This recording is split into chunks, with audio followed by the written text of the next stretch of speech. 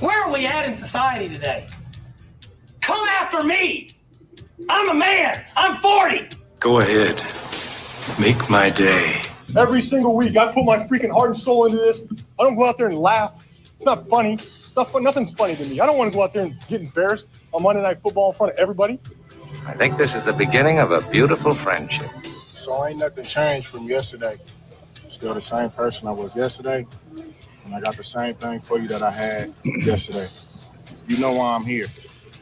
You play to win the game. You don't play to just play it. That's the great thing about sports. You play to win. And I don't care if you don't have any wins. You go play to win. When you start telling me it doesn't matter, then retire. Get out. Because it matters. I don't know if I've ever written such a long sports update in my entire broadcasting career. There was so much going on last night.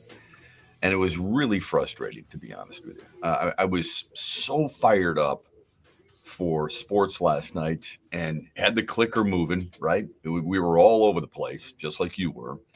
I thought the baseball game was good. I thought the hockey game stunk until late. I thought the basketball games, for the most part, were entertaining. Tough to keep up with all of them. Of course, my prediction was way off. Welcome, everybody, on a Friday. Welcome to X's and Bros. We're with you Monday through Friday, 6 until 9, here on the Michigan Sports Network and the Meyer Hotline. And there's plenty to talk about. The Meyer Hotline is open for you, 866-838-4843. And you can text our program, Sports Radio, to 21,000. Dodgers beat the Tigers 5-4 on opening night. Teoscar Hernandez belts a 3-run homer. Tommy Edmonds and Shohei Ohtani drill solo jobs. Detroit was 0 for 15 with runners in scoring position immediately. You know what I thought about? I thought about what we discussed yesterday and some of the sports frustrations you have. Remember, we were talking about taking strike 3, missing free throws, silly pass interferences on 3rd down and 24 and things of that nature. Yeah. Well, throw this one in there. 0 for 15 with runners in scoring position. Spencer Torkelson, I don't know if anybody can do this again on the Tigers. I don't know if he can do it again in his career. I can tell you he looked really impressive. And I know people will look at the home run, a solo bomb, and it was a no-doubter. It was a bullet. But it was the walks more than anything else. I know they're not sexy. I know you want singles. You want doubles up the alley. You want stolen bases. You want home runs. Me too. I'm not going to disagree with you there. But I want quality at-bats. Walks, unless it's, Barry Bonds where they're just throwing up 4 fingers and said, give him first base, even with the bases loaded, then these are usually pretty damn good at-bats. And he had really good plate appearances. I used to say that on the air. That's a good at-bat. No, Shep, it's not an at-bat. It's a plate appearance because he walked. No baseball. Idiots. Morons. Haters. But he walked 4 times. So on base, 5 times in the night, the home run. I am not getting caught up in the I told you so's after one game. That's not happening on this show. There are certain things you can observe, though. Does it stay that way? Probably not. Because during a 162-game season, it is really hard to be consistent. Pitchers are going to be out of whack. Hitters are going to be out of whack. Things like this happen. Guys can be on a major roll. I've got a 5-game hitting streak. I'm hitting over 600 during the stretch. I'm hitting with power, and then suddenly it's gone. Why? Opposite team's pitcher is out there trying to get you out and does a hell of a job doing it. I'm not saying Tyler O'Neill, 6 straight years of home runs on opening day. Bryce Harper, home run on opening day. It's not going to last. That's the most difficult part of baseball. It's great when everything's going great, isn't it? I mean, when you're seeing the pitches well, You're taking things outside. You're taking things inside. You're reading the pitchers. That's one of the big compliments that Torkelson. He's recognizing pitches a lot better in the at-bats. Okay. We'll take the word from the coaches, but let's see how it ends up. Let's wait the year and see how things are going. All we know is on the first day that he looked impressive. That's it. And that's what we can take. I don't know why we want to get so far ahead of ourselves in sports all the time. If this were game number 72, it would be a little different, right? You'd be closing in on the halfway part of the season, which would be 81 games. Maybe there's a trend there you can pick up. Guys can get hot. Guys can cool off, as we just mentioned. I'm not going to go too deep into, oh, my goodness, they started ambushing Tarek Skubal. Yep, he threw a lot of strikes. He threw pitches in unique counts. When you're 2-0 on a batter, think of it for a minute. You're the hitter. You've dug into the batter's box. What are you expecting? You're ahead in the count 2-0. I expect fastball. He throws changeup. That is keeping hitters off balance. That is not throwing the pitch in the count you think you're going to get. So I thought there were some quality at bats. I thought, look, we're gonna break this down a little bit more. Not that we're gonna break down every inning, but there were a few things that bothered me. Hell of a play by Ryan Kreidler in center field, but there's a few defensive plays that bothered me. So we'll get to that moving forward here on X's and BrO's, and we always welcome your thoughts. Red Wings fall to Ottawa 4-3. Really frustrating. More frustrated with that game than the Tigers game. Senators scored the first 4 goals, included David Perron on a very unique play, something that they're trying to clear the zone, and it hits a Red Wing player right in front of the bench, bounces right back. Perron picks it up. He walks in. Mo Seider is behind him, reaching for him, and David Perron scores for Ottawa, his 8th goal of the year. Detroit does stage a comeback. Patrick Kane, Lucas Raymond had 2 points on the night. Vladimir Tarasenko, they pump in third period goals, but the Wings fall short, and they have now dropped 11 of 14. Here's what's even more frustrating. Philly beats Montreal, so the Wings remain 3 points back of the final wild card spot. Last 2 games, not that you're beating Colorado, actually the last 3, Vegas, but had a chance to climb the standings, had a chance to get up there, had a chance to get yourself back in that type of position, and they just couldn't do it. A lot of it is because of the team they're playing. Ottawa's a good team. Obviously, Colorado's really good, but you don't seize that moment. Here's a guy who does seize the moment. Sidney Crosby. He made history last night. The Penguins captain had the first goal for Pittsburgh in a loss to Buffalo, his 80th point of the season. It means he will average a point per game for the 20th time in 20 years. He's played 20 years. He's averaged a point a game. That is a record, breaking the tie that he and Wayne Gretzky shared of 19 consecutive seasons of a point per game player. Incredible. The debate will rage on in the future about who is better, Ovechkin, Crosby, and people will immediately go to defend Ovechkin. And he's been unbelievable. He's been arguably the greatest goal scorer of all time. Did a really classy move last night. Made all his teammates come out and shake the hands of Marc-Andre Fleury after Washington played him. But Sidney Crosby, what he's done in his career, amazing. He's an amazing player. He really is. And I know Detroiters don't like him. I've always liked him and always respected him. Plenty more to get to in the update here, including some college hockey, college basketball, and a preview of the Pistons. It's coming up on X's and BrO's throughout the state of Michigan, brought to you by Ferris Coffee. Huge here for my good friends at Insurit. Now they understand more than anybody that inflation has caused auto insurance premiums in our state to skyrocket. And Insurit was built to help people in Michigan comparison shop their auto insurance. A true one-stop shop for saving money.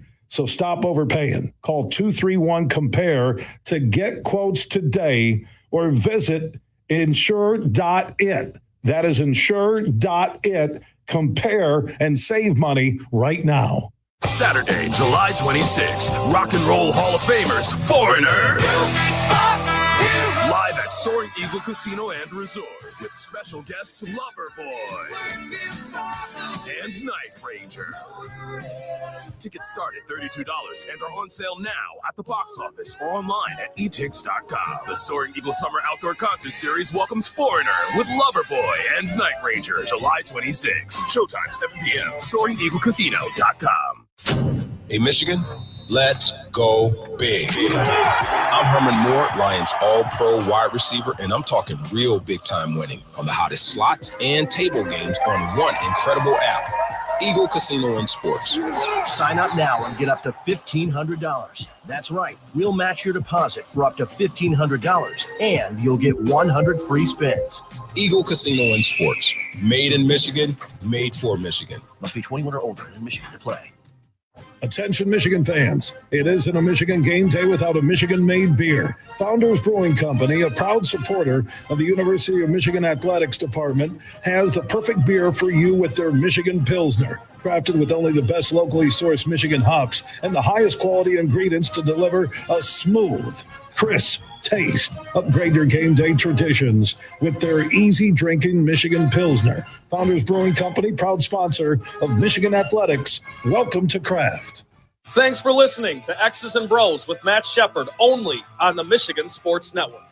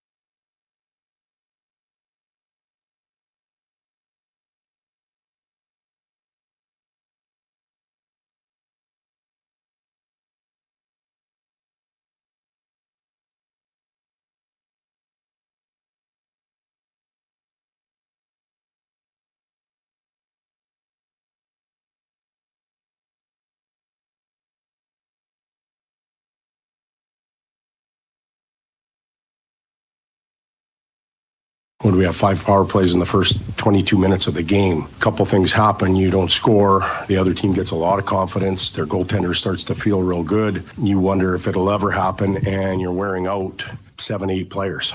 But again, then we found a way to get ourselves back into it, but just too little, too late. Todd McClellan, head coach of the Red Wings, his team 1 for 6 on the power play. Sometimes certain statistics really do matter. So we had mentioned earlier about the Tigers with runners in scoring position. And it's I was going to say, what's worse? Monitor all season long, not just the Tigers, but I mean we'll be monitoring all kinds of different numbers and trends and things of that nature. But the 0 for 15 is just unacceptable. I had a couple of sacrifice flies, right? And then the 1 for 6 in the power play. A team's going to look if you're cashing in there, you know what Ottawa's saying after the game. They're saying, you know what, you can't give a good power play team, Red Wings, 3rd in the league in that category. You can't let a good power play team have that many chances. And I've said this for a long time about hockey, and it's not necessarily trailblazing here, but you get as much of a boost from killing off a penalty as you do scoring an extra attacker opportunity. Red Wings lose last night, and they're running out of time. Speaking of hockey, Michigan State was the number 2 overall seed in the NCAA hockey tournament, number 2 overall seed. Boston College is the number 1. They were taking on one of the lowest seeds in all of college hockey in Cornell. I believe they were the last team in, and Cornell ends up upsetting Michigan State 4-3.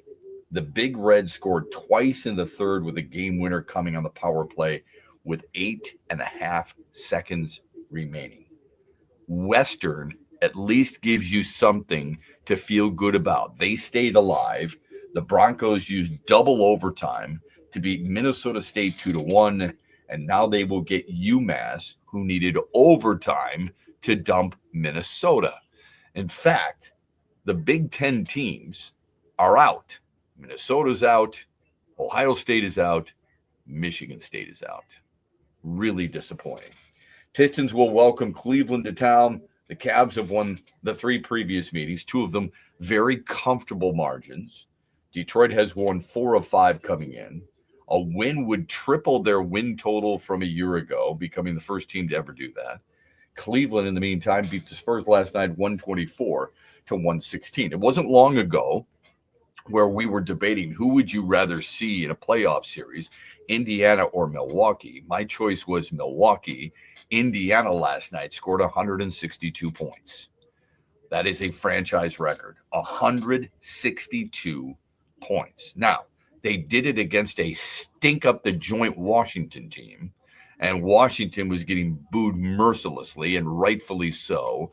The fact that these teams get away with this stuff is really quite ridiculous, but it was 162-109. Half the Elite 8 is set. Florida is there for the first time since 2017.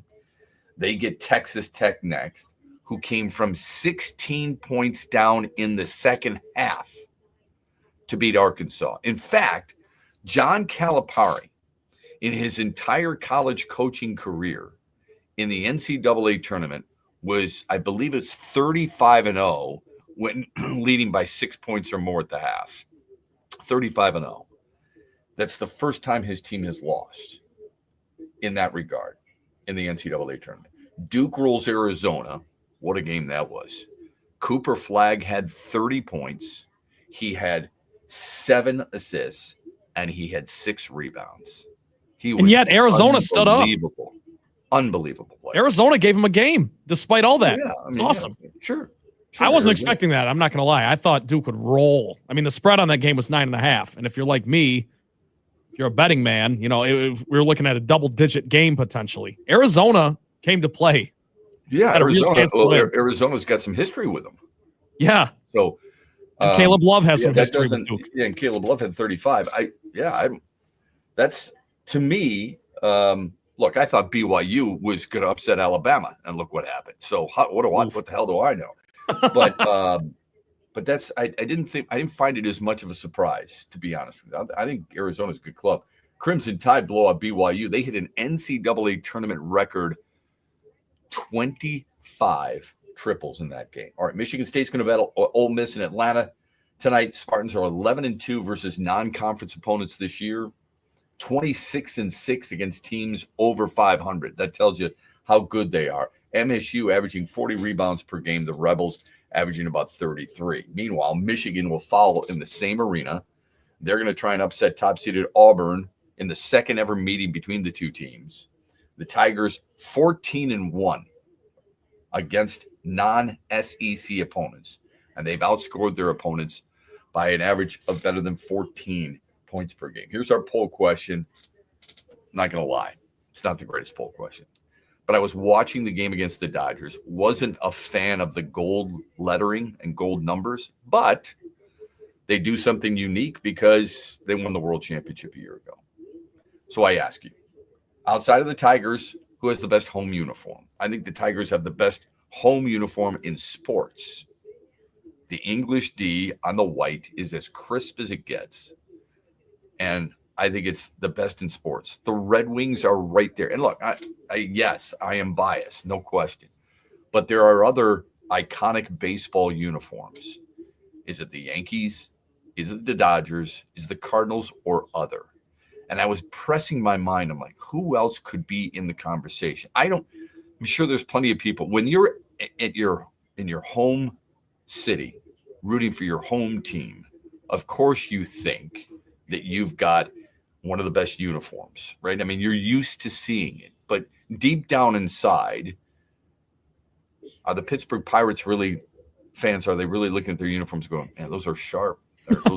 Those are really tough to beat. What I love about Pittsburgh is they're all black and gold, every team. Yeah, I think that's really cool.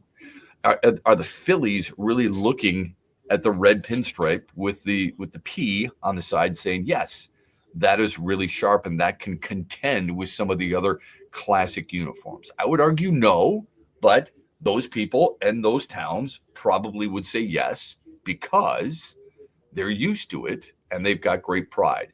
But if you sit down people who are just being objective, Detroit's home uniforms is in the conversation. I happen to like Kansas City's a lot. I think Kansas City's uniforms are really nice. Both home, I think they have the best road uniforms, quite honestly. Dodgers road, Cardinals road, pretty damn good too. Anyway, go ahead and vote as often as you like, and we'll give you the results in the 8 o'clock hour tomorrow on Monday. The game started last night, I thought pretty interestingly. Kirk Gibson throws out the first pitch. Mm-hmm. And I was there a couple of years ago when they unveiled the Kirk Gibson mural. Gibby, his wife Joanne, and I drove to that site the day of a game against LA. And then he and I would go over to Dodger Stadium. We would do the open up near the Dodgers Hall of Fame, where they've got the plaques on the wall. You know, the guys that you don't always see in the Hall of Fame, the other players who made a difference to the organization. Who's been suggesting that for 20 years?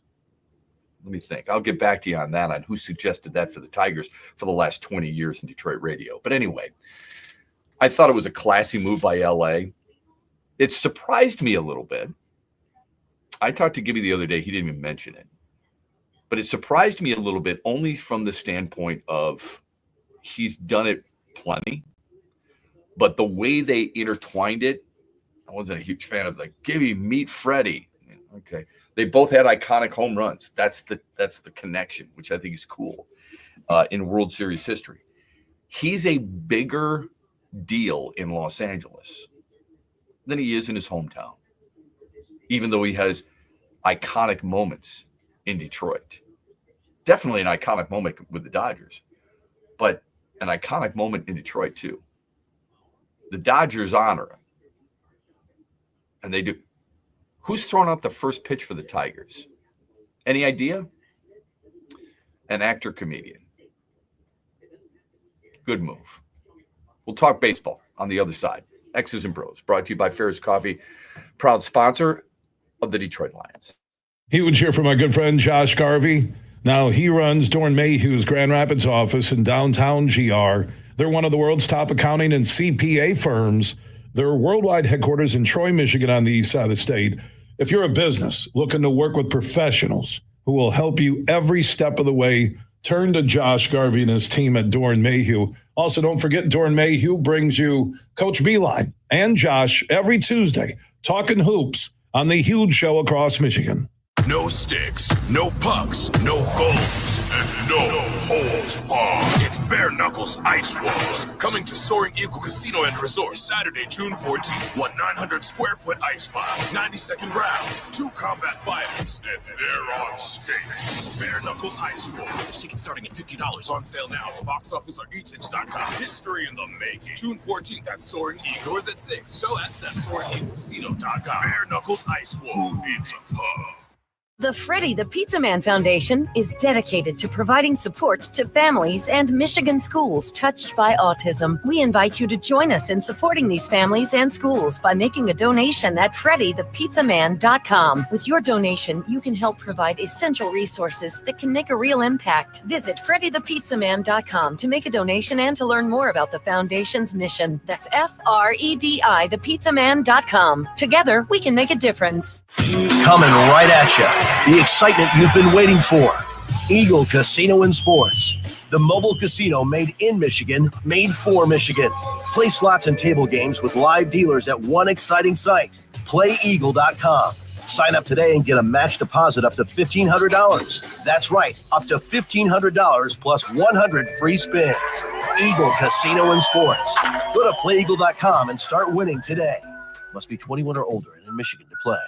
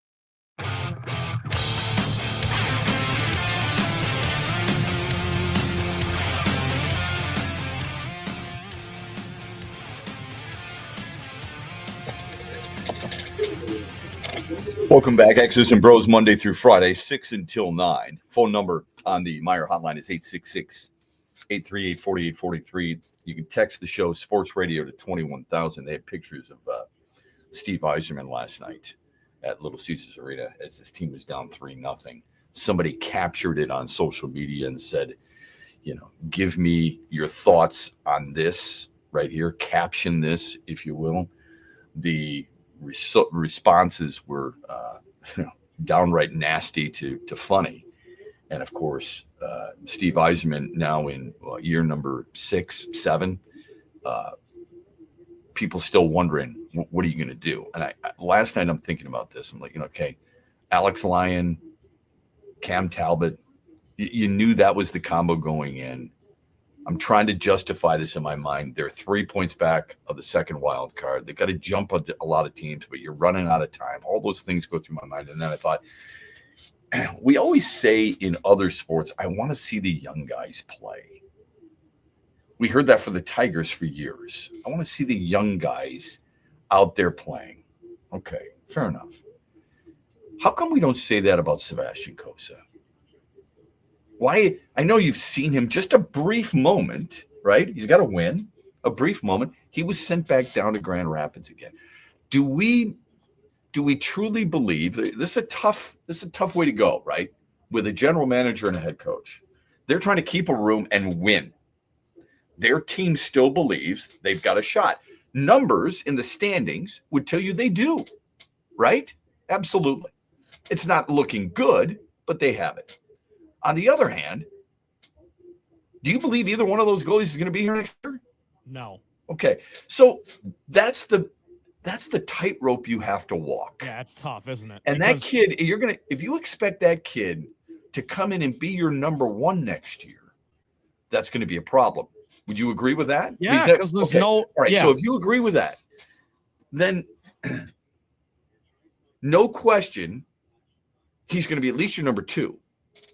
Okay, he may not be your number 1 next year, but you can't keep doing this. You can't keep pulling the same crap over and over and over again and expect to hold on, not just to a fan base, but to even a room. Okay, we've gone through this guy. He's not very good. We've gone through this guy. He isn't very good. We've gone through this guy.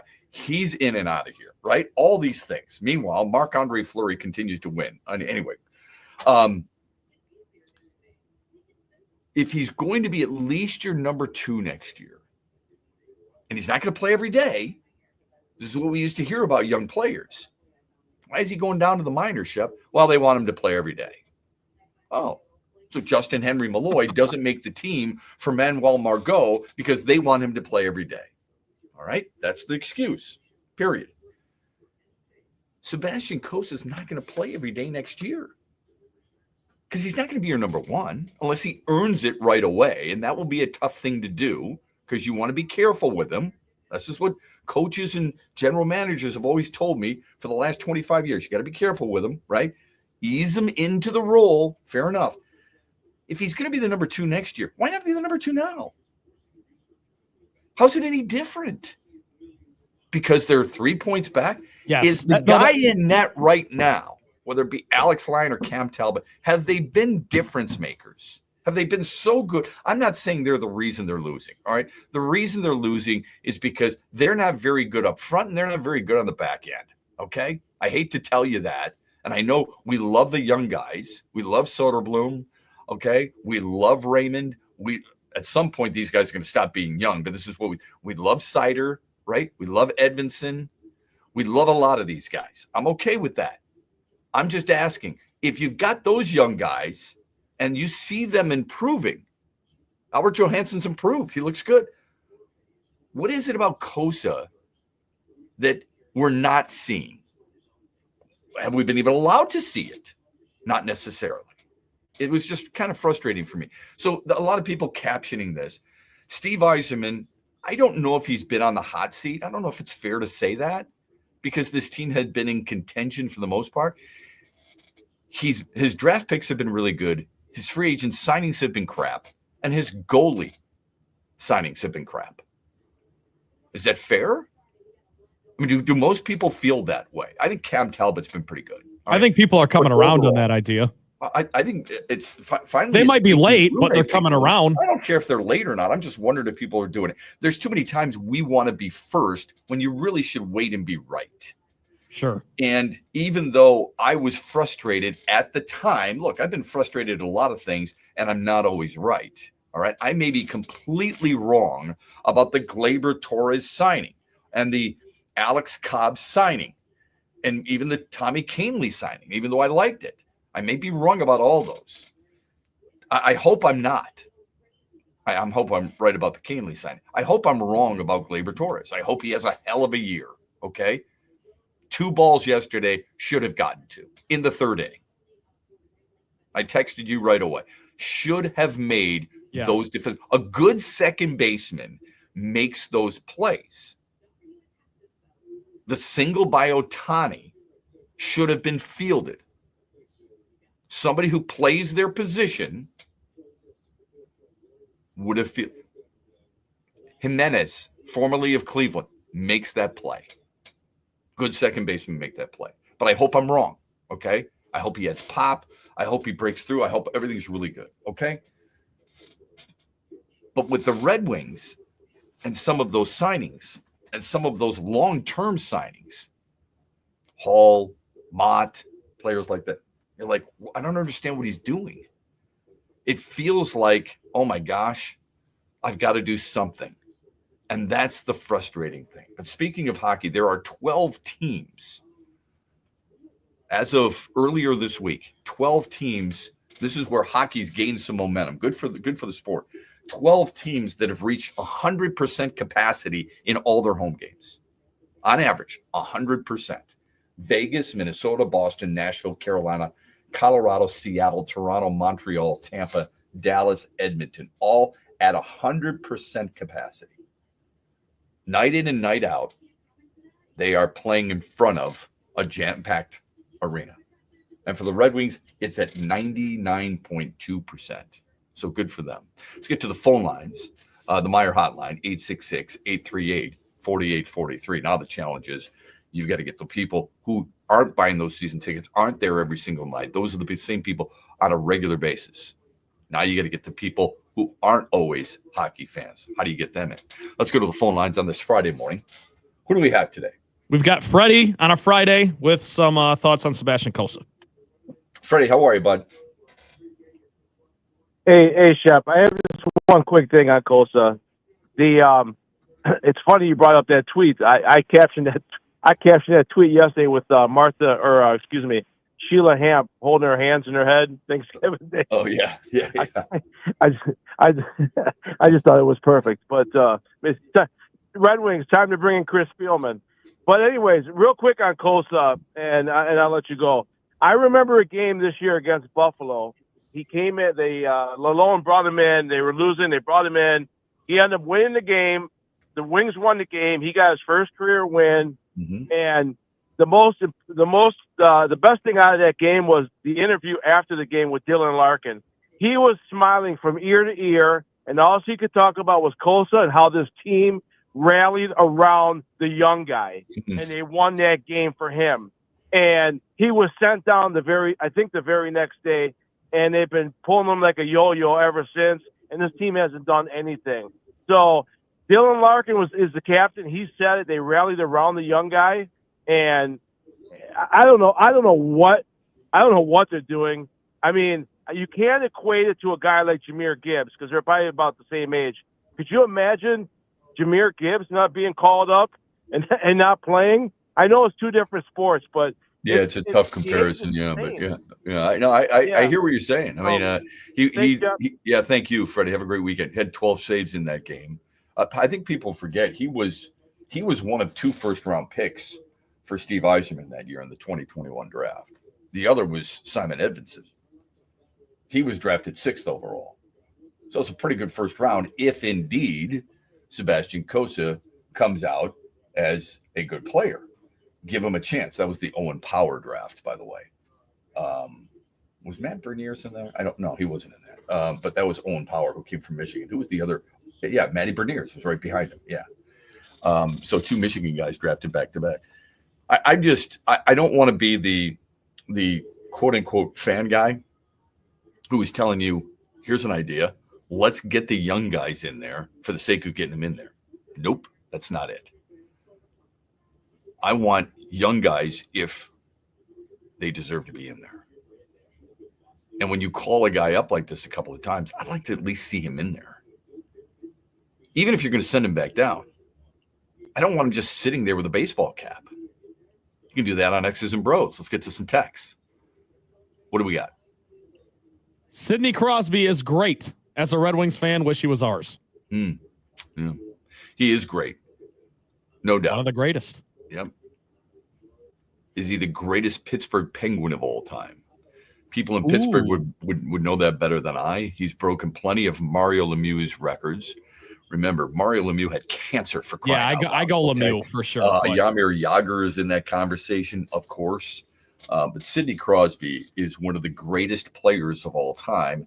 I'm glad somebody from Detroit used that as a text because I think too many people harken back to 2009, long time ago, granted, won the Stanley Cup at Joe Louis Arena. I was there, and people felt like here this was the whole point of contention for Red Wings fans the day after, because I remember working at WDFN that day.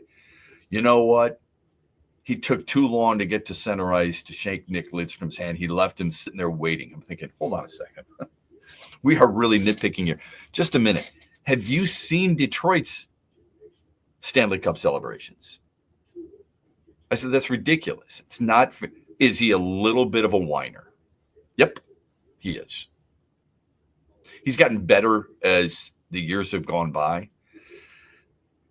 How many stars do you see in any sport? I don't care what sport it is. Pleading, you want to use the word whine? Go right ahead. For a call to go their way. How many basketball stars do you see with their palms to the sky? Tayshaun Prince made that a poster in Detroit. It was a constant. Are you kidding me? And we thought he was the greatest thing since sliced bread. So I don't like the whining, although a lot of my friends do it every day we play golf. When we play golf, they miss a putt. How's that going left? We all do it, okay? Yeah. I do it too. Are you kidding me? Human nature. Yes, it is human nature. And I think Crosby is ridiculed, at least in Detroit, for that. And yet we had Steve Yzerman did it quite a bit. He did it quite a bit as a player. It goes back to who you're willing to love and support and all that other stuff. It's like Trent said, it's human nature. All right, give me another text. My humble, uneducated, not Hall of Fame baseball opinion, but why is the guy we just got off the street hitting fifth and sitting Carpenter? I love that. I do too. It's a lefty on lefty situation. Okay, that's what they'll tell you. I was thinking the exact same thing. Now, Carpenter didn't do anything when he did get in. But here's what I was thinking. Tell me if your mind went there, the texter or whomever.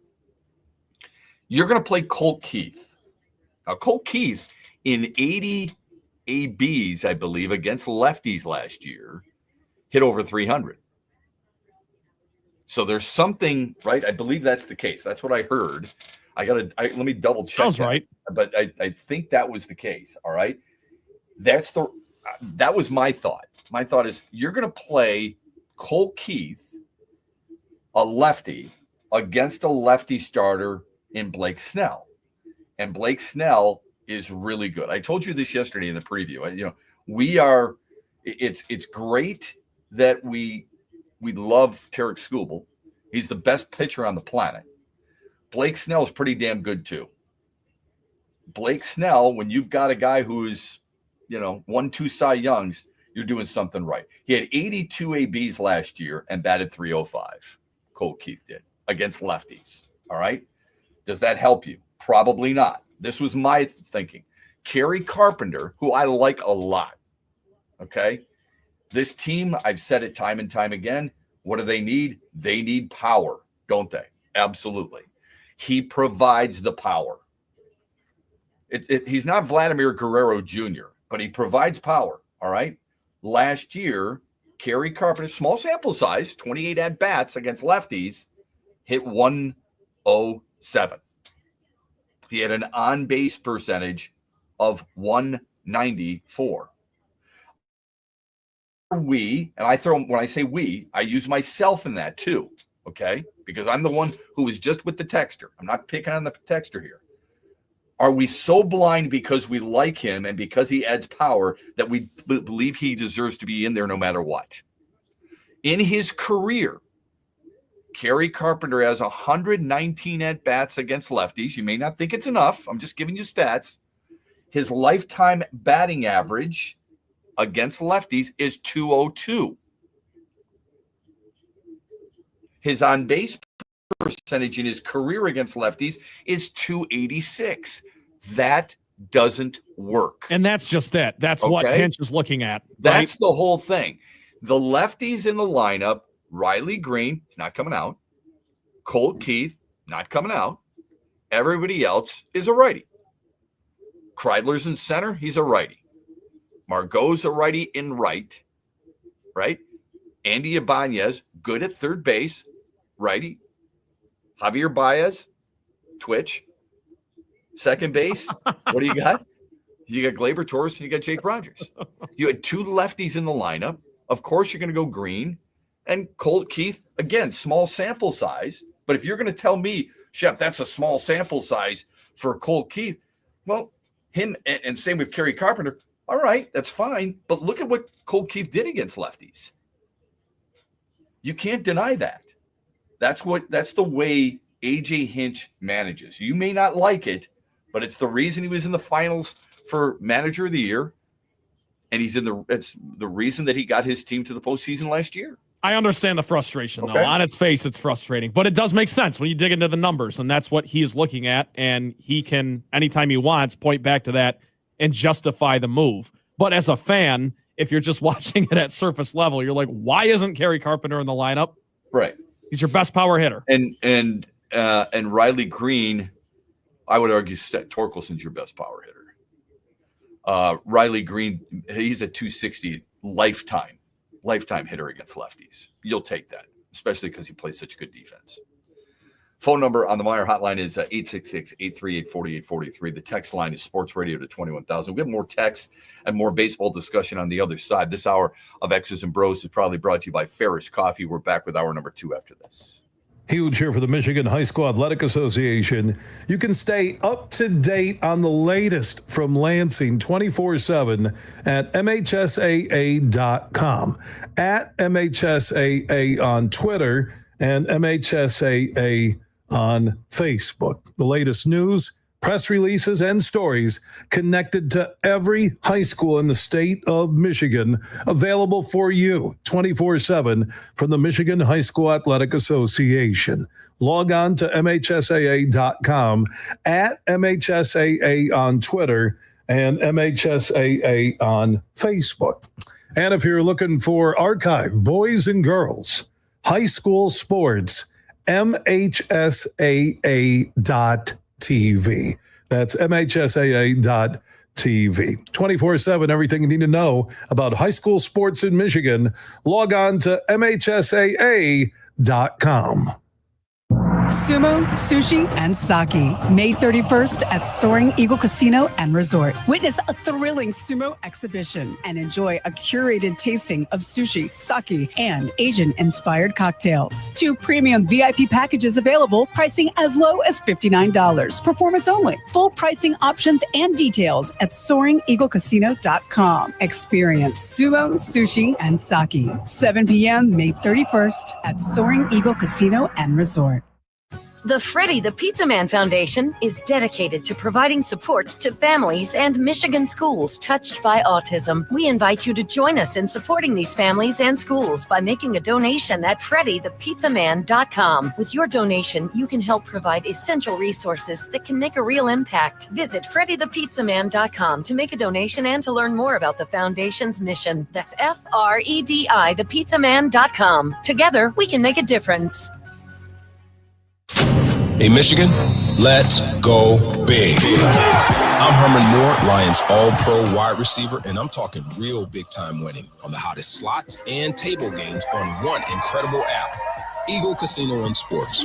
Sign up now and get up to $1,500. That's right. We'll match your deposit for up to $1,500, and you'll get 100 free spins. Eagle Casino and Sports. Made in Michigan, made for Michigan. Must be 21 or older and in Michigan to play. In the Den with Dan Dickerson. DraftKings Sportsbook is an official sports betting partner of the NFL. Download the DraftKings Sportsbook app today and use code HUGE for a special offer when you sign up. That's code HUGE, only at DraftKings Sportsbook. A.J. Hinch says last year's pitching chaos plan taught the Tigers a couple of important things. First, there are a lot of different paths to a win.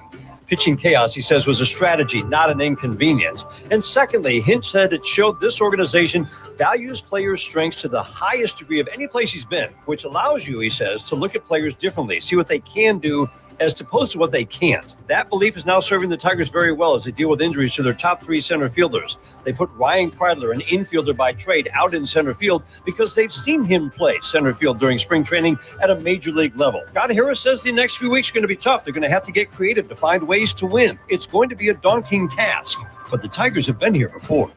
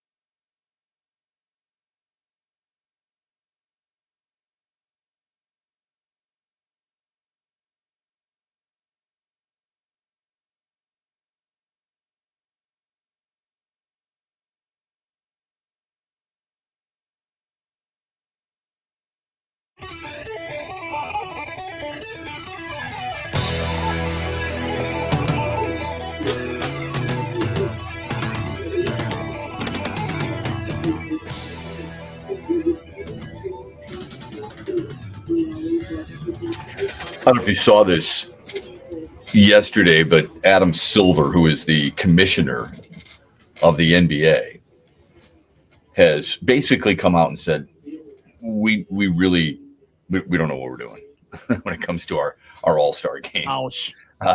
More and more people. I had a conversation with somebody with NHL Productions yesterday, and I said they worked on the Four Nations tournament synopsis, all access and all those other things that are really cool. And I said, you really have changed, to a certain extent, you've changed sports. Everybody's trying to do what you guys captured. It's not hard. It's not easy to do. It might be, and it might be a one-off for the NHL too. I don't know how popular it will be moving forward. I really don't. I don't think anybody does. The assumption is that it will be great because it was great the first time. I would say to you, that's not always the case. Number one. Number two, look what Michigan did when Jim Harbaugh first got to Michigan. Do you remember what he did with the signings of players? He had the Star Night or whatever the hell it was called. And he brought in Tom Brady, and he brought in Derek Jeter, and he brought in all these big, big names on a stage. And they set this massive gala event where they introduced all these great Michigan alumni or those who were going to go to Michigan, like Jeter. And then these recruits would be in awe, right? And I remember talking to my son, who was part of that, and I said to him, this is a tough thing to follow. I said, you might want to look at this and just do one person.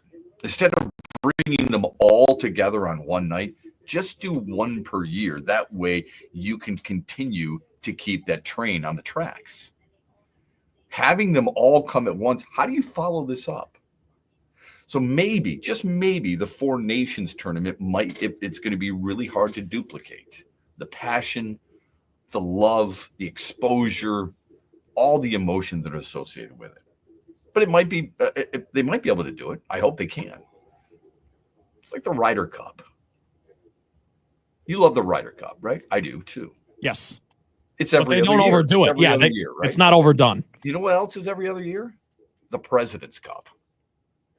So I can't help but wonder sometimes about golf. Like I was watching Full Swing the other day, and it was the lead into the President's Cup. And it was all about Keegan Bradley because he got screwed on the Ryder Cup and he really wanted to make the President's Cup and all this other stuff. And I'm thinking every other year is the Ryder Cup. Every other year is the President's Cup. Every year you're getting some type of cup, right? And I wonder if it gets lost on people. Part of the allure is the nostalgic feel you have associated with that event. So I don't know if the NHL can duplicate it, but I do know that it was a hell of an event, and I wouldn't blame them for trying to continue that type of tradition. It's smart. It's better than an all-star game. You and I would admit that. So I said to this guy, you're trying to duplicate these things. Other sports are trying to do what you've done. You've usually been the one who follows. Now you're up in front of the pack. You're the one that's leading the way. The NBA would love to capture what you just did instead of watching a bunch of guys throw up cards that say the dunk that I've never seen before, make sure the camera's on them, fall back in their chair acting like, oh my God, I've never seen a dunk that good. Then the next day, watch one person from the NBA, one from the WNBA hit 3 after 3, and the announcers say it's the greatest tandem the history of the sport has ever seen. And then the next day you see some actors play some singers in a basketball game, yawn. And then finally you get to the guys you're actually there to watch. And what do? I don't want to play defense. Or at least last year, I finally get a chance to see Cade Cunningham play 5 minutes. And I get him for 5 minutes. Yeah. And he scores 5 points. I mean, it's clueless. Like somebody's actually in an NBA office getting paid. I hope they're playing a lot of golf, getting paid to go, here's an idea for you. I want to see Tracy Morgan play basketball instead of throwing up at a Knicks game. Oh, okay. That's a good idea. Let's have Spike Lee out there playing basketball. Some stupid ideas like this. What do we want to see? We want to see the greatest athletes play competitive games, right? Is that too much to ask? If you don't want to participate in it, then don't play. There should be enough from the pool of NBA players where you want to go watch them play. So Adam Silver said, look, we're not there in terms of creating an all-star experience that we can be proud of. It's very real. I've talked about this a lot on this show for a long time. At least he's honest. Reflection is really important. Being honest with yourself is really important. Am I doing enough for fill in the blank? All right. No. Am I doing enough to save for a home? Am I doing enough to get to the car I want? Am I doing enough in my career? Am I doing enough in my relationship? Whatever. So at least he's being honest. We're not there in terms of creating an all-star experience we can be proud of and our players can be proud of. It's a miss. This year's all-star game, he said, was a miss. That's putting it lightly. Now, as I said before this, I if you recall, I did this long rant on how many changes the NBA All-Star Game has gone through, why you want to change from East versus West and have the really good players participating. I don't know. Call me crazy. Something was working, and my decision is got to change it. Why? No idea. Maybe the players felt it was a better idea. Let's do Team LeBron isolating a player against Team Giannis. That's a good idea. Did they ever do that with Magic Johnson and Larry Bird, who were a hell of a lot more impactful than Giannis Antetokounmpo and LeBron James? A hell of a lot more. Did they ever do that? Nope. You know what they did? They did East against West. Table that. Now, let's do TV personalities. Let's grab a team name, Candace. Team name, Stephen A. Team name, Charles. Team name, Shaq. Let's take the people who are in front of a camera, no longer playing. Don't do that. Let's put the TV personalities on those teams. Oh, here's a good idea. Let's have Justin Bieber wear a long pink coat and have him coach. Bad. Awesome. I love Bad, this bad, idea. bad. This is really good. There are people in a marketing office in the NBA going, I've got another idea. Let's have a gerbil race at halftime. I don't know. I mean, this is moronic. It is. It's stupid. Why do people always have to overthink things? Why can't you just say, hand in the back of the room? I know who are you? You're brand new to the office, right? Yes, sir. What's your idea? I think we should go Eastern Conference against Western Conference. But we've done that. I know, sir, but it was successful. I don't like it. I don't like it at all. But this is where I'm going to stick with the Stephen A. and the Candace and the Shaq and the Charles Kenny Barkley. Smith. Let's do it. Okay, how about this? Let's bring in new personalities. Oh, okay. Like who? I don't know. I mean, let's find some website. Let's use influencers. Let's use people who, are playing video games. Let's use them. Am I going to want to watch them play sports? Am I going to want to watch them play a game of basketball? I don't think so. But this is where I'll give Adam Silver at least a little bit of credit, as he's actually being honest about it instead, like you said. But instead of, could you imagine if he was like actually trying to promote this with a straight face and saying that was a smashing success this year? The problem. He did try and promote it with a but not now. In hindsight, he's admitting it was terrible. Things with a straight face for years that everybody. But he's admitting first guessed. Okay, I'm not talking about second guessing here. When you do games, you work with an analyst, you tell them all the time, let's first guess on this. Don't second guess. Tell me what you think is going to happen or should happen. He and his staff should have known that this was a bad idea, period. Now, I'll give him credit for this, not for being honest. How can you not be honest? I'm not going to give a guy credit for something that is blatantly obvious, okay? Sorry. You're the leader. You should have known. Oh, well, hey, at least he said it sucked. Oh, okay. Well, it's easy to bury your head in the sand sometimes. Sorry, honey, I made the wrong choice. What did you do? Well, I took a job and they just went bankrupt. Wrong. This is a guy, you're supposed to know better, all right? But here's the one thing that at least they're contemplating. They're contemplating it making competitive. Are you serious? Yes, I'm serious. They're thinking about making it competitive. They can't get it right. maybe, just maybe, the Four Nations tournament showed them something. That if you actually have an event like that and your players care, people will respond. Phone number of the Meyer hotline is 866-838-4843. You can text the show, Sports Radio, to 21,000. We'll get to some more texts on the other side. Dive back into some baseball discussion. Glad you're with us on a Friday morning on X's and Bros, brought to you by Meyer.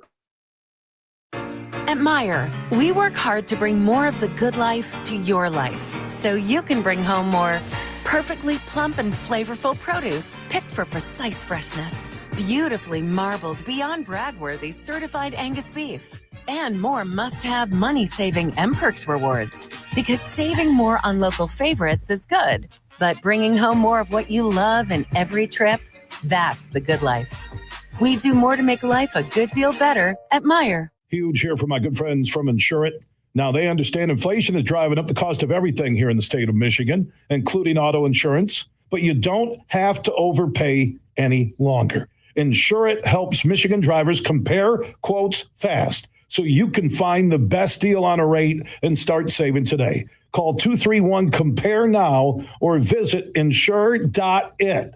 Shop, compare, save at insure.it. You're listening to X's and Bros with Matt Shepard on the Michigan Sports Network. And if you missed any of today's show, be sure to check out our podcast on Spotify, Apple Podcasts, or anywhere you find your podcasts to find the greatest hits from every day's show.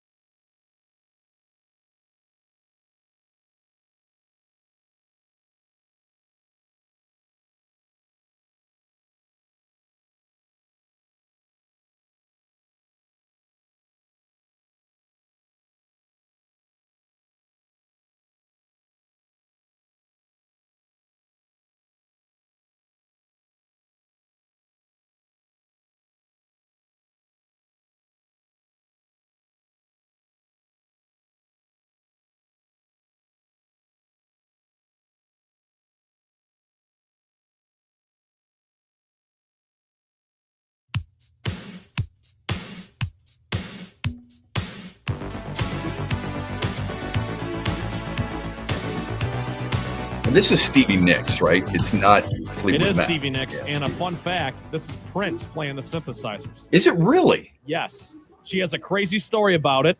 She was listening to Little Red Corvette on the radio or something. She went right to the studio and said, I want to get a sound like that. She couldn't quite get it. She called in Prince, and he did it. Didn't want a writing credit. He just wanted 50% royalties. Came in, banged it out, left. Great song. I want to rephrase that, but I hear what you're saying. That's really good. Yeah, good point. Yeah.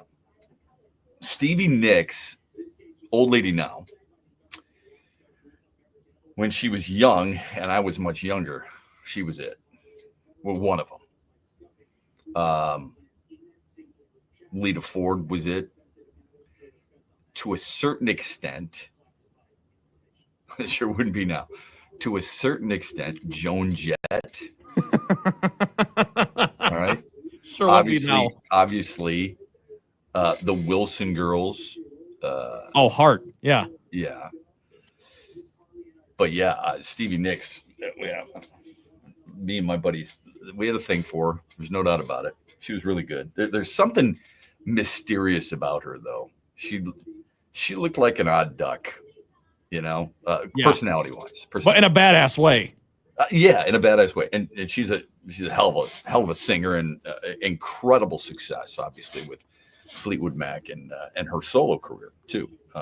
So really like that. All right, let me get to some more texts. I don't know why I was thinking about that. 19 after the hour. Let's get to some texts here. But just before we do, by the way, can I just say one thing? I said in the 6 o'clock hour, right around 6:18. Kirk Gibson threw out the first pitch for the Dodgers last night. Somebody actually on social media said, I'm disappointed Gibby's wearing a Dodgers uniform against the Tigers. Well, as if it's his fault. Is that what you're saying? I'm like, wait a minute. So the Dodgers invite you to throw out the first pitch on the first home game after you win a world championship. You raise the banner, okay? And it's the second one in 4 years. It's not like it's the first one since 88 when he sent one into the right field stands against Dennis Eckersley in the ninth inning. It's the second one. And he was honored too, by the way. He was honored in 2020 or 2021. He would go back there. The mural and everything else. He's going to throw out the first pitch. He's been introduced. They give him a standing ovation. He's viewed as a Dodger legend. You're mad because he's wearing a Dodgers jersey? Did you expect him to come out in a Tigers jersey? Did you expect him to be like, the Kachuk's mom and wear half a jersey that says Senators and one that says Florida? I mean, come on. Of course he's going to wear a Dodgers uniform. Why wouldn't you suggest that? If you were a Dodgers fan and he came out in a Tigers jersey, would you do that? I mean, what are you kidding me? Let's bring Curtis Granderson back. He's going to throw out the first pitch for the Tigers. Woohoo! Way to go, Curtis. Why is he wearing a Yankees uniform, everybody? That doesn't make any sense to me. That's weird. Let's bring Lance Parrish back. Hey, Lance, great to see you. You're wearing a Phillies jersey? That's odd. Come on, people. Can we be smart about this? Why can't we just look at it and say, you know what? What a great tribute for the Dodgers to do that for him. Why can't we just look at it that way? Are you suddenly jealous? Let's get to the text. You can text us, Sports Radio 21000. Go ahead.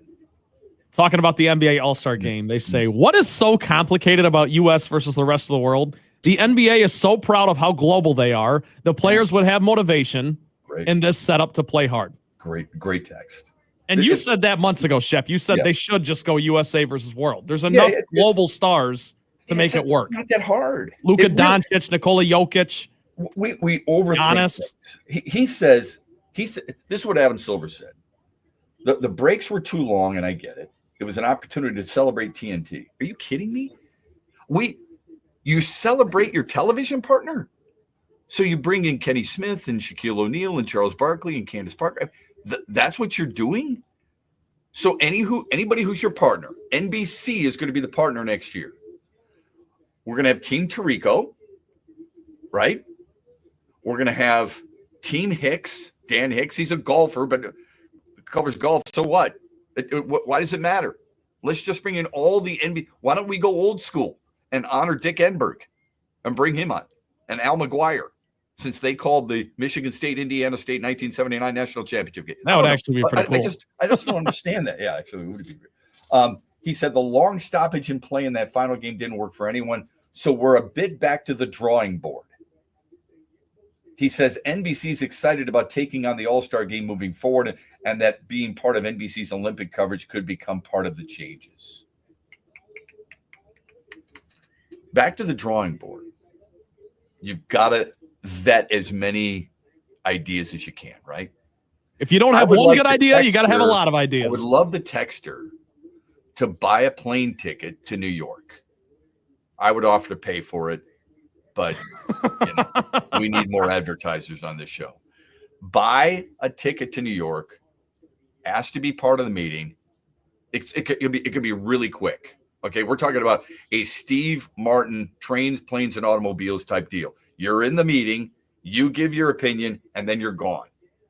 All right, you just hope you don't run into John Candy or Kevin Bacon in that case. But anyway, just go to the meeting, stand up, make the suggestion, take your text, Mr. Silver, and read the text, and then leave. Do an Irish goodbye. I'm out of here. You do enough at weddings. Do we really have to say goodbye to the bride and groom? No, they're dancing in the middle of the floor to get down on it. So let's just get the hell out of here. All right, more text. Go ahead. I love this one. It says they should just pick teams recess style right before tip-off. 2 captains pick players in front of the crowd. NBA is such a joke. And that would be funny. That would be funny. You know what you get? You're getting a sense now. Remember our poll question the other day? Do you like college basketball or NBA? What was the percentage for college basketball? 90. I was going to say 89%. This is the field. Now, I know it's going to change when you get to the playoffs, especially since the Pistons are in the playoffs. These are some lasting moments. It may not be the biggest moment of a basketball fan season, but when things start to add up and you start to go, man, Indiana scored 162 against Washington, and Washington doesn't give a crap. They're just playing for Cooper Flag. When the NBA All-Star game comes back to mind and you're like, this was so ridiculous, I can't stand it. When there are other negative things that creep into your mindset that stay with you about a league or about a certain season, and then you ask yourself, what are they going to do to bring me back? What are they going to do to fix it? I'm tired of watching the NFL playing Hawaii in front of 5,000 people, and all they're doing is talking to Mike Vanderjagt on the sideline. Okay, that's cool. Move on. Do something different. I wish the NFL would just completely get rid of theirs. It really makes no sense whatsoever. I don't want to watch a flag football game. So we rip on the NBA All-Star game. I get it. But the NFL is worse. And the NFL is king, as you and I both know. Nothing's close to it. Nothing is close to it. So not everybody does everything right. To Trent's point, let's give Adam Silver a little bit more wiggle room. He wants to give him more than I do, because I believe you as a leader should foresee this type of thing. This is something that you're overthinking, and I don't know why you're caving to make a TV partner so happy. The criticism is very fair. Very, very fair. You'd be an idiot to deny that the criticism's unfair. Yeah, but the NFL doesn't do everything right either. Right. I love the NFL, and so do you. Everybody and they admit when they're wrong about things. They are, really?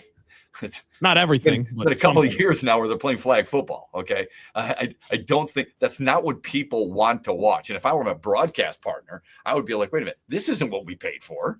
We didn't pay for this stuff. Yeah. We didn't pay. This is I what want a parachute out of 7-year-olds there. do. Moms don't want their kids going out there and playing football because they're afraid of concussions, so they put them in flag football. Now we're watching it? It's safe. No, thank you. And I appreciate it, but no, thank you.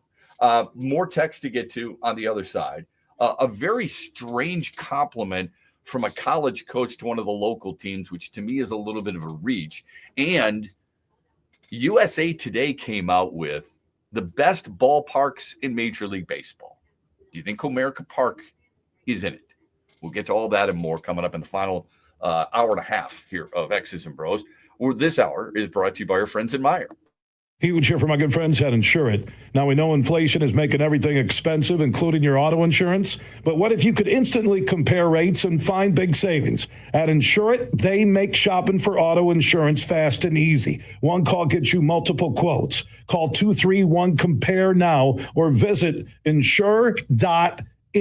That's 231-COMPARE or insure.it, where smart drivers shop, compare, and save. Insure.it. Save money now. No sticks, no pucks, no goals, and no holds barred. It's Bare Knuckles Ice Walks, coming to Soaring Eagle Casino and Resort Saturday, June 14th. 900 square foot ice box, 90-second rounds, 2 combat fighters, and they're on skates. Bare Knuckles Ice Walks. Tickets starting at $50 on sale now at the box office or etix.com. History in the making. June 14th at Soaring Eagle. Doors at 6. Show at SoaringEagleCasino.com. Bare Knuckles Ice Walks. Who needs a pub?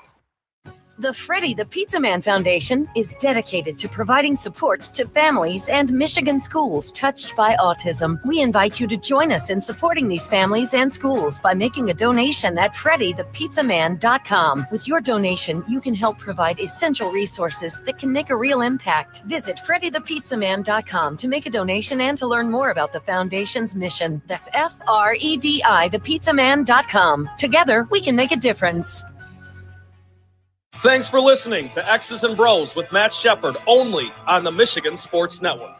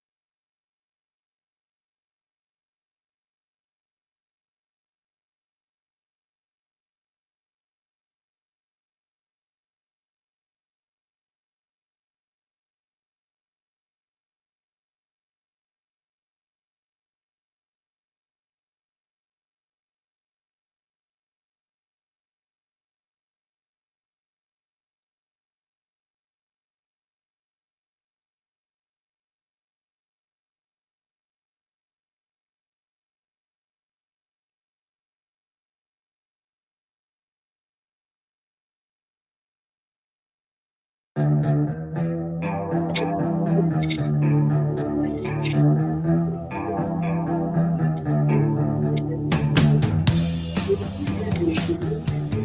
used to be one of those guys who always, I miss the paper.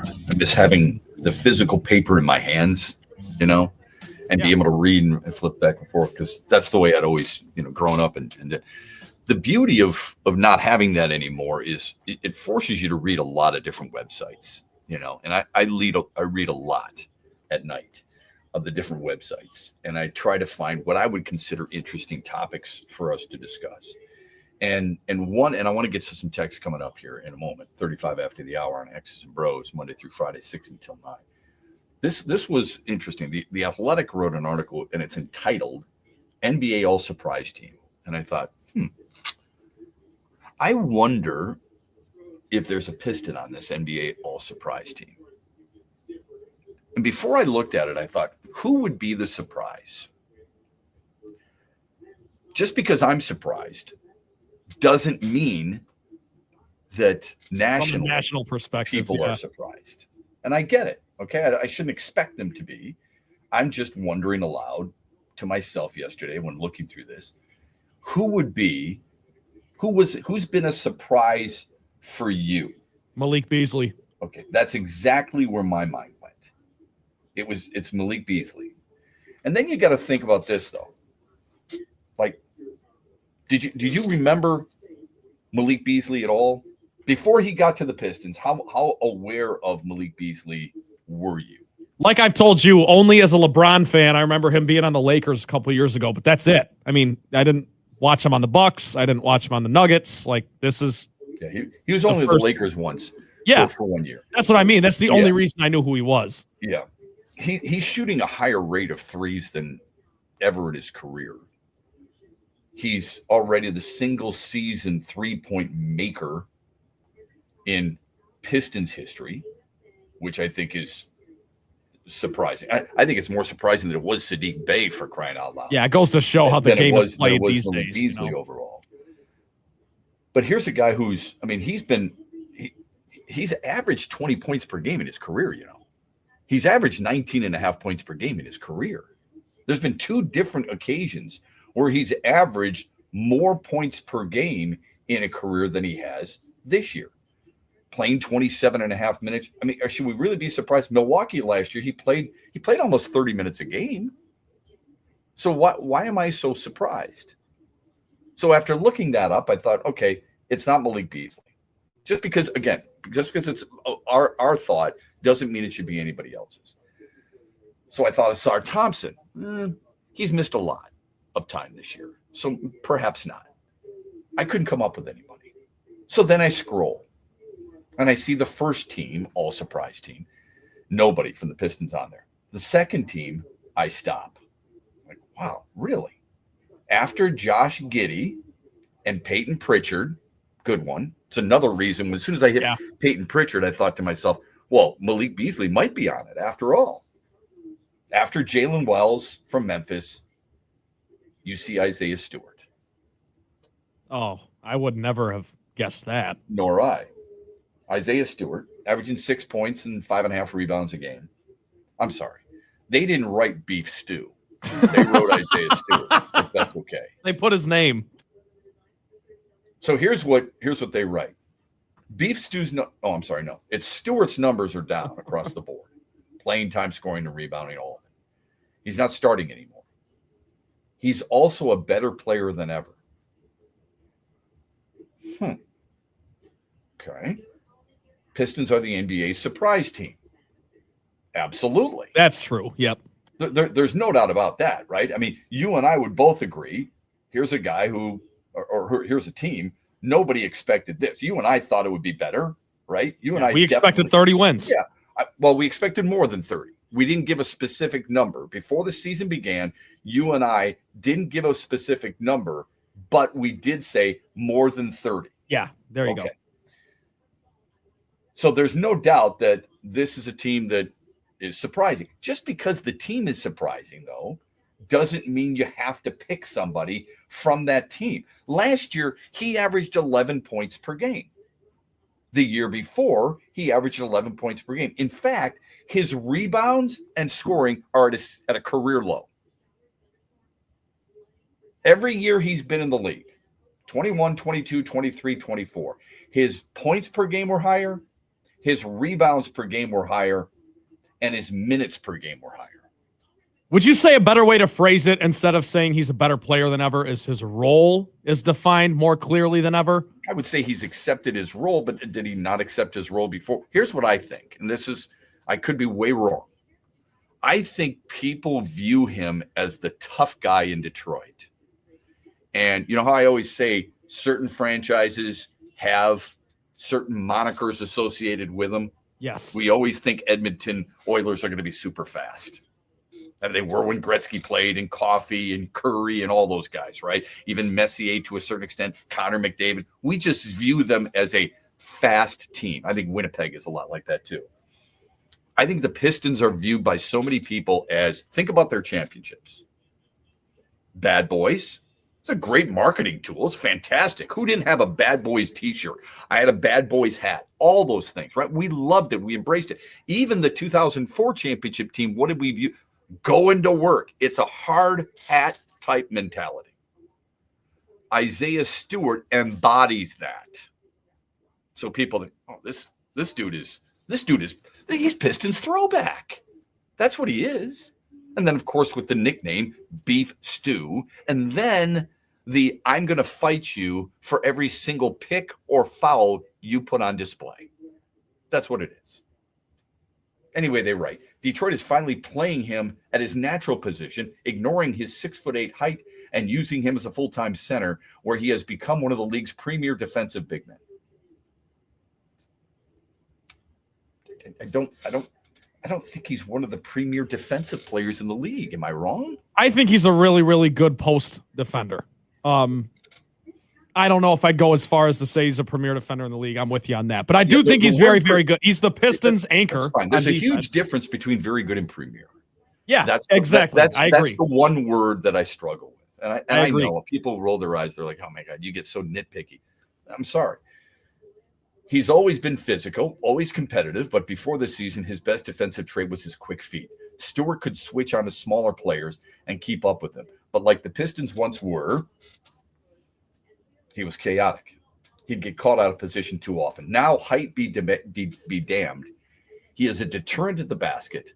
Opponents are shooting just 46% on dunks and layups when he's the closest defender, according to Second Spectrum. That's a number?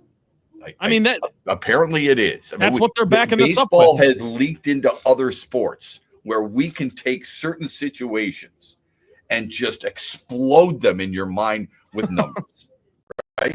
Yes. If Stewart had played enough to be eligible, he would have had a strong case for all defense. The Pistons are pesky, and Stewart is at the center of their identity. When you think of the identity of the Detroit Pistons, does Isaiah Stewart come to mind? Not first. Cade Cunningham does. I don't think that's a hot take either. I think you agree. Absolutely. I don't even think, with all due respect, I don't think of Isaiah Stewart. I think of Cade Cunningham. I think of their three-point shooting. I think of the development. I think of JB Bickerstaff before him. Right. I think of so many other things. But this goes to show that the national view of the Pistons away from him. I really don't. I hate. I hate talking about something like that and then taking something away from a guy who, from a national scope, people are like, wow. I just think it's a reach. I think it's a national publication saying, you know what? Here's what we've got to do.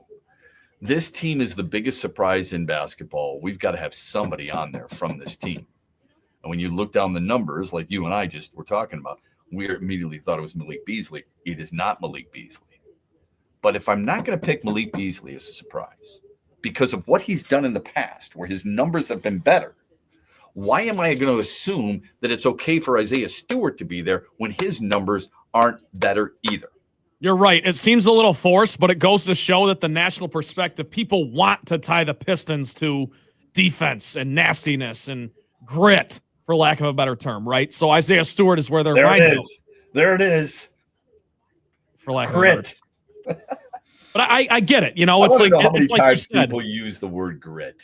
thousands. I mean, ever since Dan Campbell has kind of coined that, and it's cool. I mean, it is. It's really cool that he's done that. I want to know. I really do. I want to know how often you hear that now, or are we just more sensitive Robots to it? I mean, we recognize it a little bit more. I don't know. I think it's overused. I don't think it's a my bad God, thing, it's but way it is overused. overused. When you say defense, I'm glad you brought that up. The Pistons top 15 in points per game against. What defensive statistic do you look at? I don't look at points per game. Maybe I'm wrong. Maybe I should be. I look at field goal percentage. Field goal percentage, yeah. And if you look at field goal percentage against, Detroit is 8th in all of basketball in field goal percentage against. Yeah, pretty good. That's pretty damn good. Okay. It's Oklahoma City, it's Boston, it's Cleveland. There's a theme there. Those are the 3 best teams in basketball. Then it's Milwaukee, the team you don't want to face in the first round. You'd rather face Indiana. I said Milwaukee. Then it's Houston, Memphis, LA, and then the Pistons. Pistons and Minnesota are tied. The almighty Lakers with LeBron, the chosen one, the king, then comes in at number 10. That's where we're at. Let's get back to the text line. The text line is Sports Radio 21,000. The Meyer hotline is 866-838-4843. You can't deny the politics of the time fueled the Four Nations hype too, which might not always be that tense. Not saying it wouldn't work again, but the politics of the time were a big deal. I think that's an interesting angle. I think they're talking USA versus Canada. Yeah, for sure. I don't. Do you think that added fuel to the fire for people's passion? No, I don't. I don't think many hockey fans were thinking about the political environment at the time. Now, admittedly, that didn't even cross my mind either. In fairness to the texter, from a Canadian standpoint, it may have, because it was mentioned soon thereafter by politicians, saying, you Canadians aren't going to back down. This is regarding the tariffs, right? Which is a completely different story. Canada the other day is like, hey, you know what? We're going to drive Canadian cars. What cars do what cars does Canada make? Just out of curiosity. I mean, they make Carry. They make GMs, Fords. I don't know that. What's the car that Canada makes? Anybody? Does anybody? I don't. Go ahead, drive them. But I think from a Canadian standpoint, yes, I think there was a little bit of that. I also think I think it had more to do with the first meeting. The 3 fights in, what was it, 15 seconds? 9 seconds? Something like that? Yeah, 9 seconds. 9 seconds. That's what it had more to do with. Yep. Phone number on the Meyer hotline is 866-838-4843. Any more texts before we move on? Yeah, one more. Spartan hockey team had a horrible loss to Cornell yesterday. It was very disappointing for a number 1 ranked team. I thought this team had a legitimate chance to win the championship. They were the number 2 overall seed, folks. So I think a lot of people felt that the committee, United States Hockey Committee, had felt the exact same thing. In case people don't know, it's not college hockey is down to 16. They do it by pairwise, or if you win your tournament.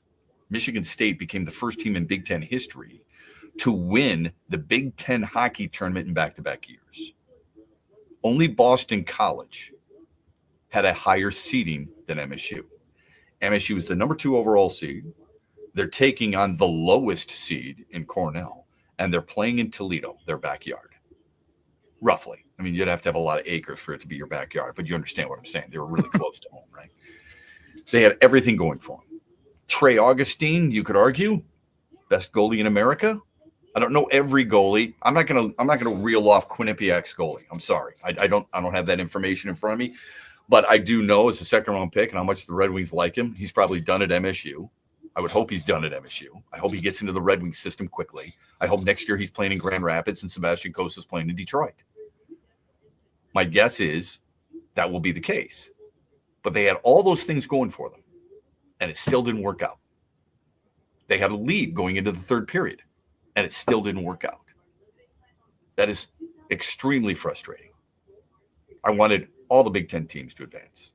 Minnesota lost, Ohio State lost, Michigan State lost.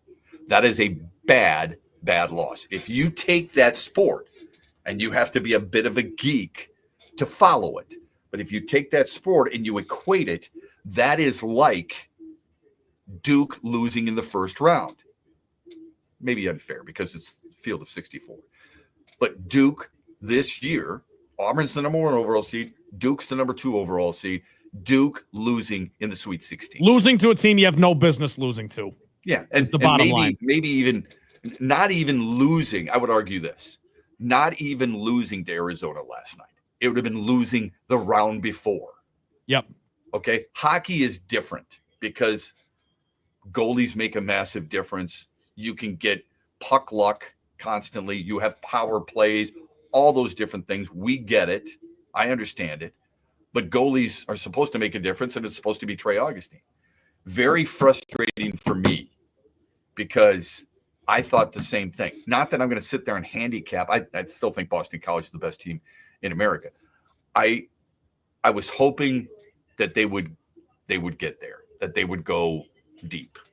And they didn't even go as deep as they did a year ago.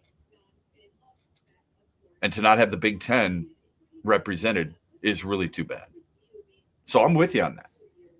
It's a bad loss for Adam Nightingale and the Spartans. They should admit that, and I'm sure they have. Phone number on the Meyer hotline is 866-838-4843. You can text us, Sports Radio 21,000. Spartans play today. Michigan plays today. Sweet 16 keeps rolling. We'll talk more about it in the final hour of X's and Bros. This hour has been proudly brought to you by our friends at Meyer.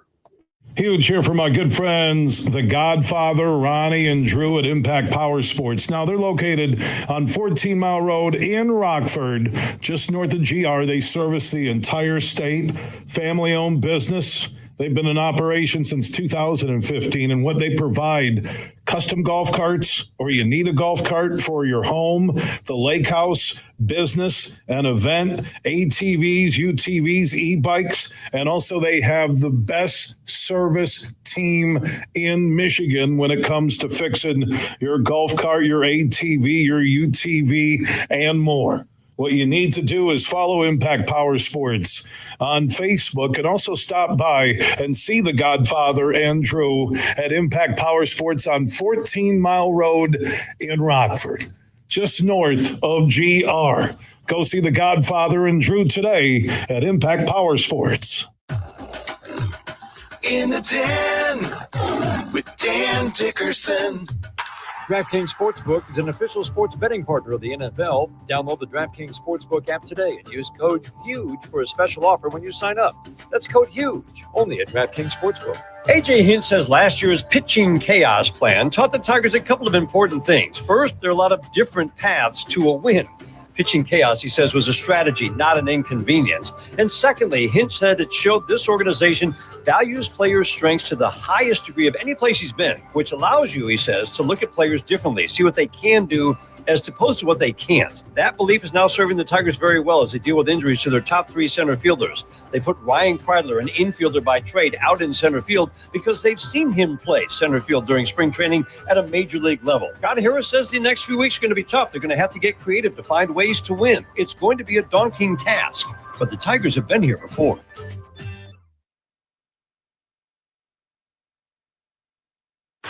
Coming right at you, the excitement you've been waiting for.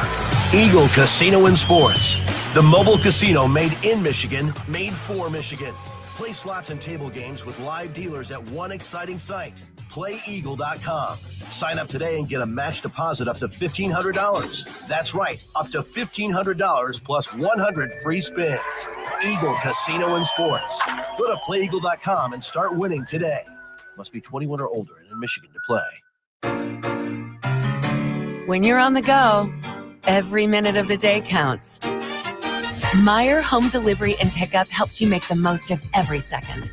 Get all your weekly shopping online, quickly and easily, from wherever you are, whenever you want. Then have your Meyer order delivered to your home, or swing by and pick it up when you're out and about. Whatever works best for your schedule. The good life is in reach with Meyer Home Delivery and Pickup.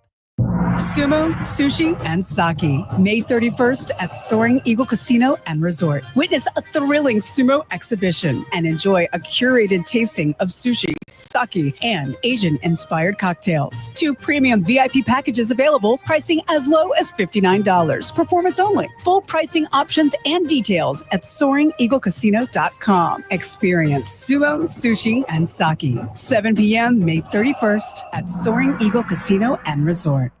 Huge here for the Michigan High School Athletic Association. You can stay up to date on the latest from Lansing 24/7 at MHSAA.com, at MHSAA on Twitter, and MHSAA on Facebook. The latest news, press releases, and stories connected to every high school in the state of Michigan, available for you 24/7 from the Michigan High School Athletic Association. Log on to MHSAA.com, at MHSAA on Twitter, and MHSAA on Facebook. And if you're looking for archive, boys and girls, high school sports, MHSAA.TV. That's MHSAA.TV. 24/7, everything you need to know about high school sports in Michigan. Log on to MHSAA.com. Thanks for listening to X's and Bros with Matt Shepard, only on the Michigan Sports Network.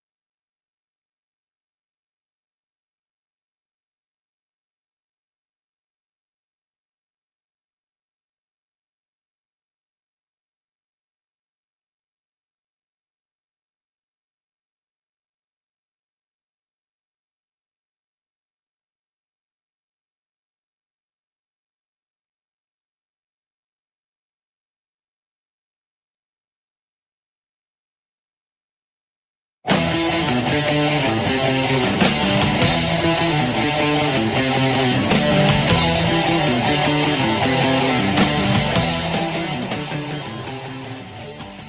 you punch us back, we're going to smile at you. And when you knock us down, we're going to get up. And on the way up, we're going to bite a kneecap off. Home run! Home run! He hit it a mile! Let's give them the keys to the Hall of Fame, but not tonight. Tonight they are in the Stanley Cup. Steve Eiserman, come get it. It feels like heaven. Heaven must be like. I got one question for you, Michigan Nation. Who's got it better than us?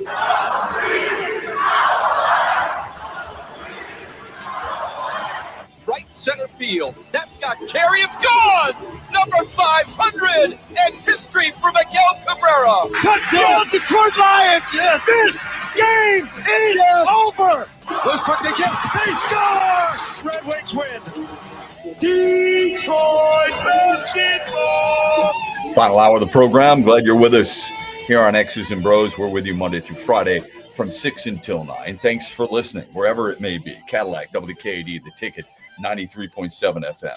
In Grand Rapids, they've also feeds Kalamazoo and Holland and other great areas out on the west side of the state, WMAX 96.1 FM, The Game. In Petoskey and Charlevoix, WMBN 104.7 FM, The Ticket, Northern Michigan. Our friends in Lansing, WVFN AM, The Game, 7:30 AM.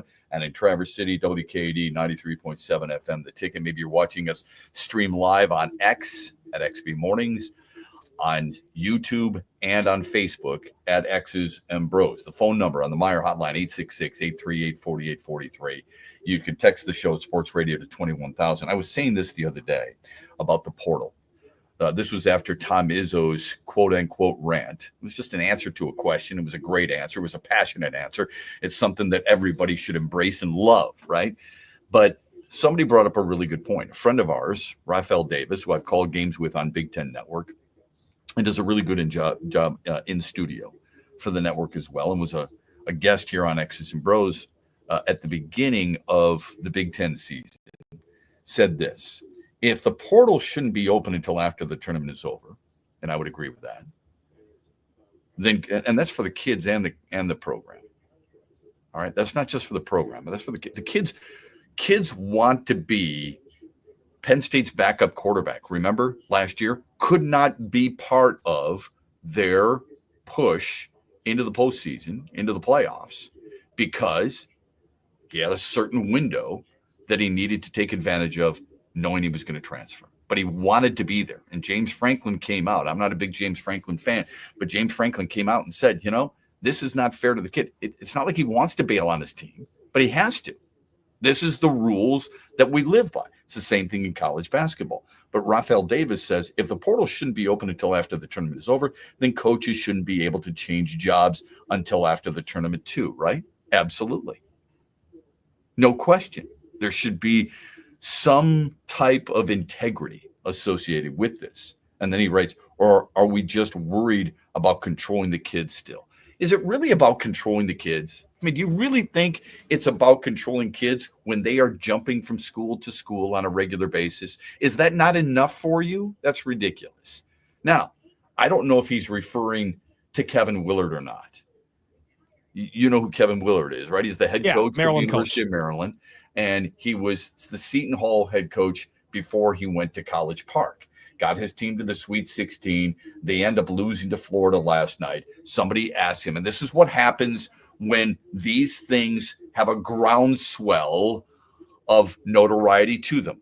What? You're not talking about your team and what happened in the loss to Florida and how good the Gators were and making an NCAA tournament record. No, that was Alabama that made the NCAA tournament record, 25 triples. But Florida is into the Sweet 16 for the first time since 2017. What are you asking Maryland about? You're asking them about, Kevin, where are you going to be next year? And Kevin Willard says, I don't know.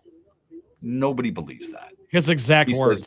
He says, I haven't talked to anybody. I haven't talked to my wife. I totally disagree with that. I find that laughable. It's hard to believe. I'm not that dumb, okay? He's got an agent. Those who have agents talk to them. Not every day, Not every morning. It's not like clockwork. It's not like where you wake up and you sit next to your wife or your girlfriend or the person you're living with and says, what do you have on your docket today? Or at night where you say, how was your day today? Right? The Kramer line from Seinfeld. You have no idea. You don't want to have anything to do with that. No, that's not the way it works. But your agent is checking in with you. The agent isn't saying, Villanova's interested in Kevin Willard, interested in one of my clients. I think I'll go vouch for him. I think I'll go talk to them on his behalf. You don't do that until you talk to your damn client. So if the rumor is true that he's going to be the next head coach at Villanova, and just so people are clear, the reason that's even a possibility is because his athletic director, Damon Evans, who brought him to College Park a few years ago, left for the same post at SMU, which is a completely different topic. An athletic director in the Big Ten at the University of Maryland that used to have a really good basketball program, has a great lacrosse program, has a below average football program, left for SMU. It's a mess. That's ridiculous. Kevin Willard, at one point, before Jay Wright got to Villanova, I mean, Raleigh Massimino, I guess. But at one point, you would have thought, no way would you jump ship from Maryland to Villanova. But apparently, that is the rumor. He said, my biggest concern in life right now, I don't know who my boss is going to be. The guy that brought me here, who I really like, but appreciative of him bringing me to College Park, is not here anymore, and I don't know who we're going to hire in today's day and age. That worries me a little. I'll be honest with you. I don't blame him for being a little worried. Now, he just got his team to a Sweet 16. I don't think he's on the chopping block. But who am I to tell somebody how comfortable they should feel with a new boss? Does anybody feel good with a new boss coming in? Does anybody, you feel like you have to prove yourself? You'd like to reach out to them. You'd like to talk to them a little bit. I've heard stories where, you know what, somebody isn't talking to their boss and they get away with it because that boss soon then is fired, which is ridiculous, even though he's got a lot of accomplishments. But whatever the case may be, I'm sure people always get a little concerned about that because general managers and athletic directors want to put their stamp on things. If you're Kevin Willard, my hope would be you're a little bit more secure in that. You know, there are plenty of examples where athletic directors have come in, not that Kevin Willard is the equivalent to Tom Izzo, but athletic directors come in, and if you're good enough, you stay in your job. A good athletic director doesn't make a change just for the sake of making change. And I know Maryland's a decent enough job, but are you going to fire a guy who just made the Sweet 16 as one of your first moves and then expect to get a lot of really good coaches who say, man, they just made the Sweet 16. The guy got canned. I can't wait to get there. It's a little strange to me. But this is what happens. So I think Raphael Davis's tweet is appropriate. I don't think those coaches should be able to jump ship. Now, they're not jumping ship. I mean, Richard Pitino, he left Minnesota, right? He left the Minnesota gig. And New Mexico.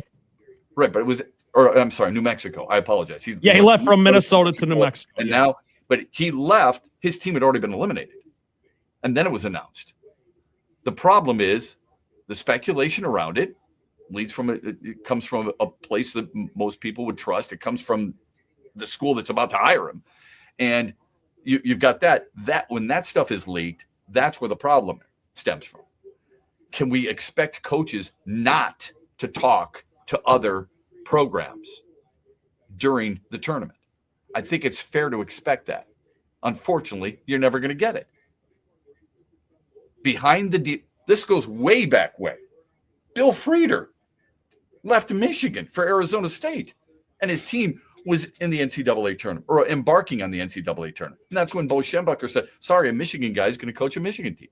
This isn't exclusive to college hoops either, because Ben Johnson did the same thing a couple months ago. I mean, he knew he was taking the job. He's on the record saying he knew he was going to take a head coaching job when the Lions were on the bye. He didn't know which one. Right. I think it's similar. I think that's different. I think it's different. He's not a head coach.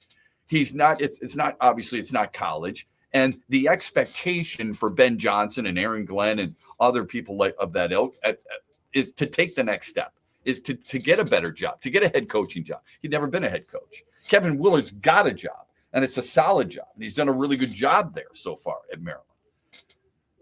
So it's a wacky situation, but it's not unique, and it sure as hell isn't the first time we've seen it in college basketball. It's been around for a while. Got to take a quick time out. We get to the final results of the poll question from yesterday and the daily wager that continues to have us shaking our heads and more after this. Huge here for my good friends, the Godfather, Ronnie and Drew at Impact Power Sports. Now, they're located on 14 Mile Road in Rockford, just north of GR. They service the entire state, family-owned business. They've been in operation since 2015, and what they provide, custom golf carts, or you need a golf cart for your home, the lake house, business, an event, ATVs, UTVs, e-bikes, and also they have the best service team in Michigan when it comes to fixing your golf cart, your ATV, your UTV, and more. What you need to do is follow Impact Power Sports on Facebook and also stop by and see the Godfather and Drew at Impact Power Sports on 14 Mile Road in Rockford, just north of GR. Go see the Godfather and Drew today at Impact Power Sports. No sticks, no pucks, no goals, and no holds barred. It's Bare Knuckles Ice Walks, coming to Soaring Eagle Casino and Resort Saturday, June 14th. 900 square foot ice box, 90-second rounds, 2 combat fighters, and they're on skates. Bare Knuckles Ice Walks. Tickets starting at $50. On sale now at box office or etix.com. History in the making. June 14th at Soaring Eagle. Doors at 6. Show at SoaringEagleCasino.com. Bare Knuckles Ice Walks. Who needs a pub?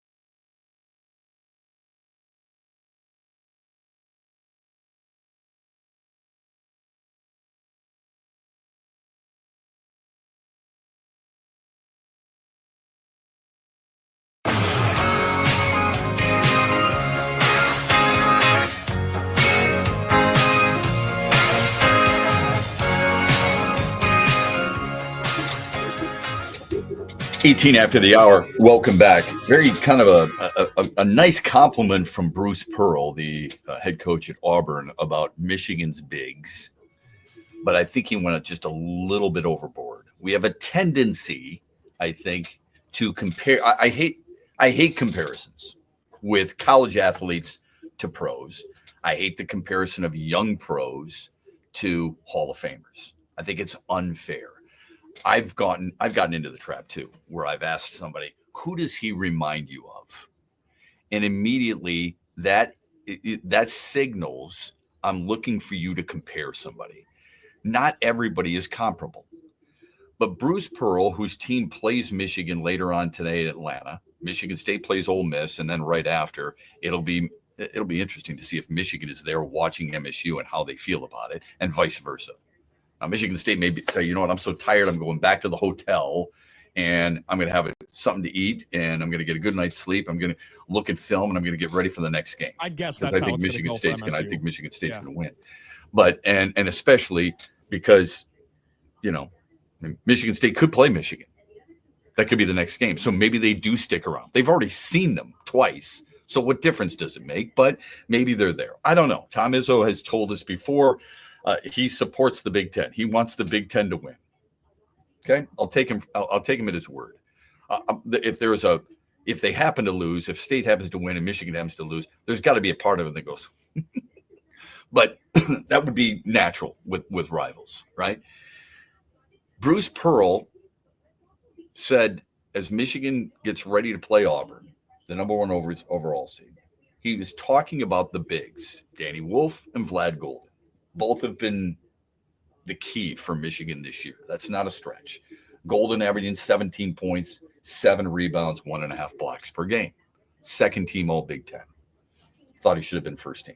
Wolf, 13 points per game, 10, almost 10. It's 9.8. Can I round up? Thank you. 10 rebounds per game, 3.5 assists, and 1.5 blocks. It's a hell of a year. Both second team All Big Ten honors. Bruce Pearl said this. I haven't seen this since I watched McHale and Parrish, right? These two guys are special. Golden in the Big Ten, he was the best player on the floor almost every single night. Wolf, is there not another 7-footer in college basketball that resembles him? He's got Larry Bird type ball handling, passing feel. He's just gifted. A gifted player. Obviously, they work beautifully together. Now, you can give athletes or anybody a compliment without going overboard. You could say, I think Danny Wolf's really unique. There's not many 7-footers who can handle the basketball, shoot from the perimeter, take anybody off that dribble, no matter whether it's a 5, 4, or 3 guarding you, and also post up. It's a nice compliment. You don't have to bring Larry Bird into it, because Larry Bird was the National Player of the Year at Indiana State. He's a Hall of Famer. He's one of the biggest assassins the NBA has ever had, and I use that very complimentary.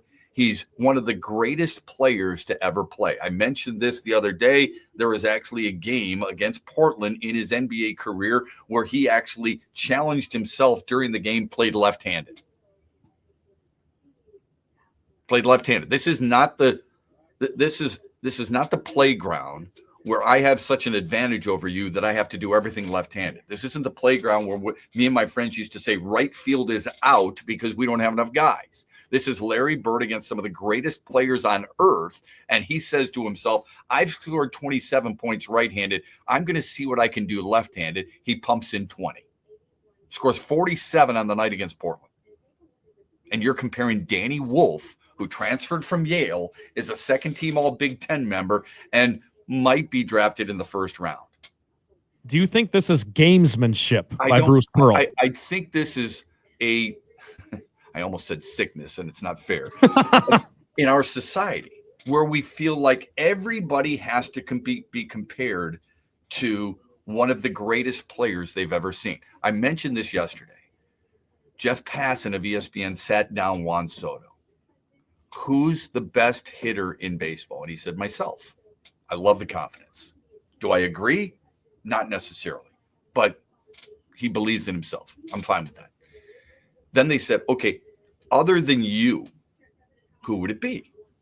And he said, Freddie Freeman, which I think is great. Okay, he's got Freddie Freeman because he has seen him. All right? He didn't go out there and say, I compare myself to this person, Ted Williams. I compare myself to this person, Joe DiMaggio, Willie Mays, whatever. He uses Freddie Freeman because he's the guy that he's seen up close in person with his own eyes. All right?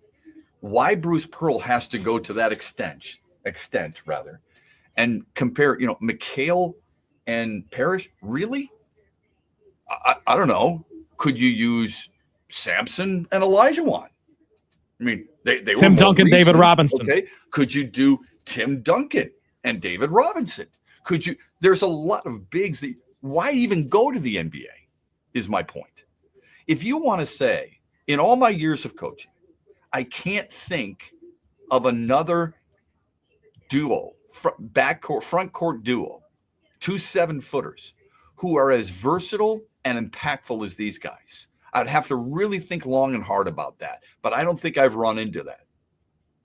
That's fine too, right? I mean, you're not going back to Elvin Hayes and Wes Unseld. There's no reason to bring the NBA into it. It's just a little overboard. Let's go to the phone lines real quick before we hit a timeout. Who do we got? We've got Chuck in Muskegon, and he wants to talk Tigers with you, Shep. Chuck, good morning. How are you? Hey, Shep. How you doing, buddy? Good, man. Thanks for the call.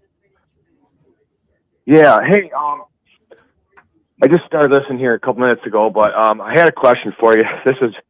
This goes back. You and I had a conversation about this a while back, but in the wintertime sometime. But maybe you covered it, maybe you didn't. But does it bother you that they don't let Carpenter hit against lefties? I've looked at some stats and some numbers, and he's almost as good at hitting lefties as half the Tiger team is. If you look back at his college days and the minors, I know that's different than the pros, but it just drives me insane that he'll sit there and watch Javi Baez screw himself into the ground against righties. And Torkelson had a great night last night, but he'll let certain guys. I mean, if that's the case, why let any lefty bat against the lefty? And then a couple other things. I'm being a little critical, so forgive me. Okay. Real quick. And then why he wouldn't bring in Holton to face Ohtani is actually blows me right away. This great manager we have. And then he let Sweeney hit in the ninth, but I mean, you know what? Yeah, Sweeney against, but Sweeney against Trinan. Being critical, buddy, but no, that's okay. I mean, look, it's all right. I mean, we're going to go through this a lot during baseball season, and that's kind of the beauty of baseball. So I appreciate it. Look, Sweeney against Blake Trinan's a righty. You're going to go lefty. You got I think he's the last lefty on the bench. I get that. As far as Carpenter's concerned, we did cover this earlier, but that's okay. He's a career 200 hitter against lefties. Last year, he batted under 170. And now you may not think it's a big sample size. You let other lefties. Riley Green's a 260 hitter in his career against lefties. Colt Keith last year hit 302 against lefties. So I don't have a problem with it. The guy who started in his place did have 2 hits in Manuel Margot. Neither of them came off the bat harder than 85 miles an hour. But I understand it. But I think your point, your better point is the one made with Javier Baez. If he's going to bat against righties, why isn't Carpenter allowed to bat against lefties? I'll get more into it on the other side. We appreciate the phone call very much, Chuck. It's a good point. I think it's a lot of people are expecting the same thing. We'll be back after this. Huge here for the Michigan High School Athletic Association. You can stay up to date on the latest from Lansing 24/7 at MHSAA.com, at MHSAA on Twitter, and MHSAA on Facebook. The latest news, press releases, and stories connected to every high school in the state of Michigan, available for you 24/7 from the Michigan High School Athletic Association. Log on to MHSAA.com, at MHSAA on Twitter, and MHSAA on Facebook. And if you're looking for archive, boys and girls, high school sports, MHSAA.com. That's MHSAA.TV. 24/7, everything you need to know about high school sports in Michigan. Log on to MHSAA.com. Saturday, July 26th, Rock and Roll Hall of Famers, Foreigner. Live at Soaring Eagle Casino and Resort with special guests Loverboy and Night Ranger. Tickets start at $32 and are on sale now at the box office or online at etix.com. The Soaring Eagle Summer Outdoor Concert Series welcomes Foreigner with Loverboy and Night Ranger July 26th. Showtime 7 p.m. SoaringEagleCasino.com. The Freddie the Pizza Man Foundation is dedicated to providing support to families and Michigan schools touched by autism. We invite you to join us in supporting these families and schools by making a donation at FreddieThePizzaMan.com. With your donation, you can help provide essential resources that can make a real impact. Visit FreddieThePizzaMan.com to make a donation and to learn more about the foundation's mission. That's FREDI, Together, we can make a difference. Thanks for listening to X's and Bros with Matt Shepard, only on the Michigan Sports Network. Make sure you listen weekly to our Moving Ferris Forward interviews with Ferris President Bill Pink and other leaders who are moving Ferris forward. Find out more about Big Rapids and Ferris and what they have to offer at ferris.edu.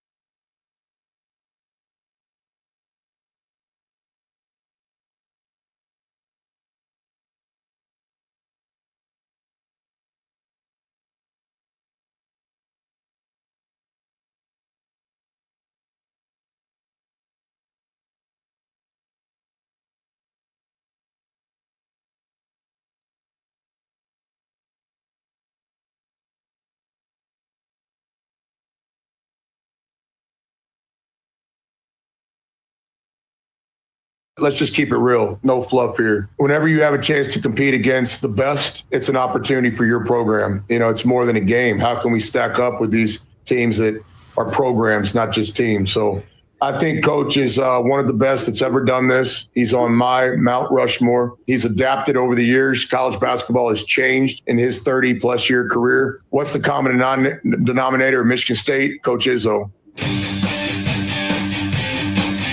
That's Chris Beard, the head coach of Ole Miss. They will tangle with Tom Izzo and the Spartans today in Atlanta, and then it'll be Michigan against Auburn. We mentioned this yesterday, didn't quite get to it. CBSSports.com came out and ranked the coaches left in the Sweet 16.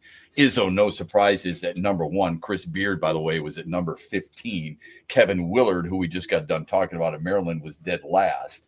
They picked John Calipari at 13, which really surprised me. Low. That's low. And they had Dusty May at 7. Here were the top 5. Izzo, Kelvin Sampson, Nate Oates at Alabama, Matt Painter at Purdue, Bruce Pearl at 5, and then it was John Shire, then Dusty May, Rick Barnes, Mark Pope, Tommy Lloyd at Arizona, Kevin Young at BYU, Todd Golden at Florida, then Calipari, Grant McCasland at Texas Tech, Chris Beard, and then Kevin Willard. Welcome back, X's and Bros, Monday through Friday, 6 until 9. Quickly, let's get to the final results of the poll question from yesterday, and we will get to the daily wager as well. I also want to dive back into what Chuck from Muskegon had just called in for. Real quick, we asked you yesterday, who wins the AL Central, Tigers, Royals, Guardians, or Twins? No, we did not put the White Sox in there. What say the people? 74% Tigers, 13% Guardians, 9% Royals, 4% Twins. Wow, a little surprised. Guardians beat the Royals yesterday. Okay, how about the daily wager? How was it, and what do we got today for the weekend?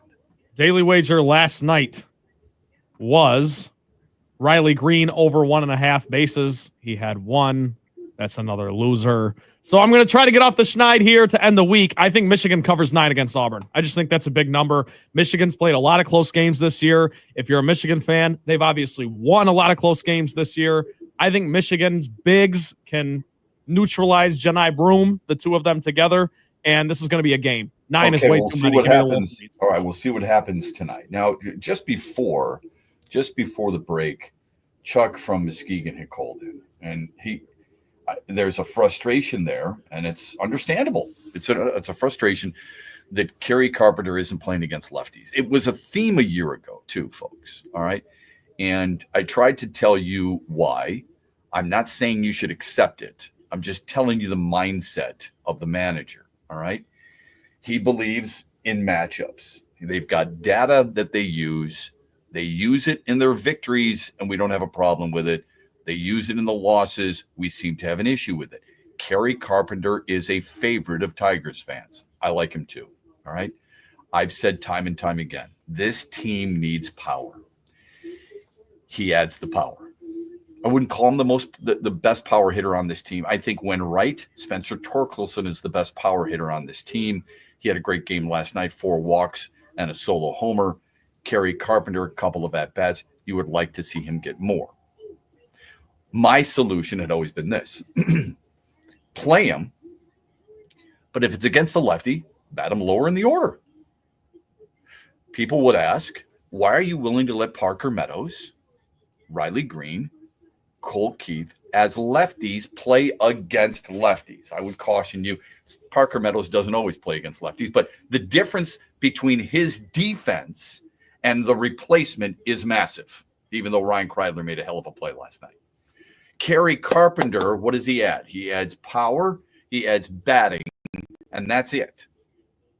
He's not going to embarrass himself necessarily in right field, but when you have other options that are as good defensively and you can get by the offensive aspect of it, then you're going to sit him down.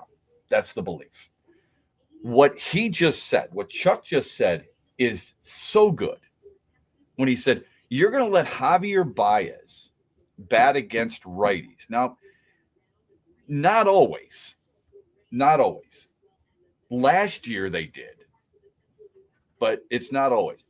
Last year he hit 191 against righties last year.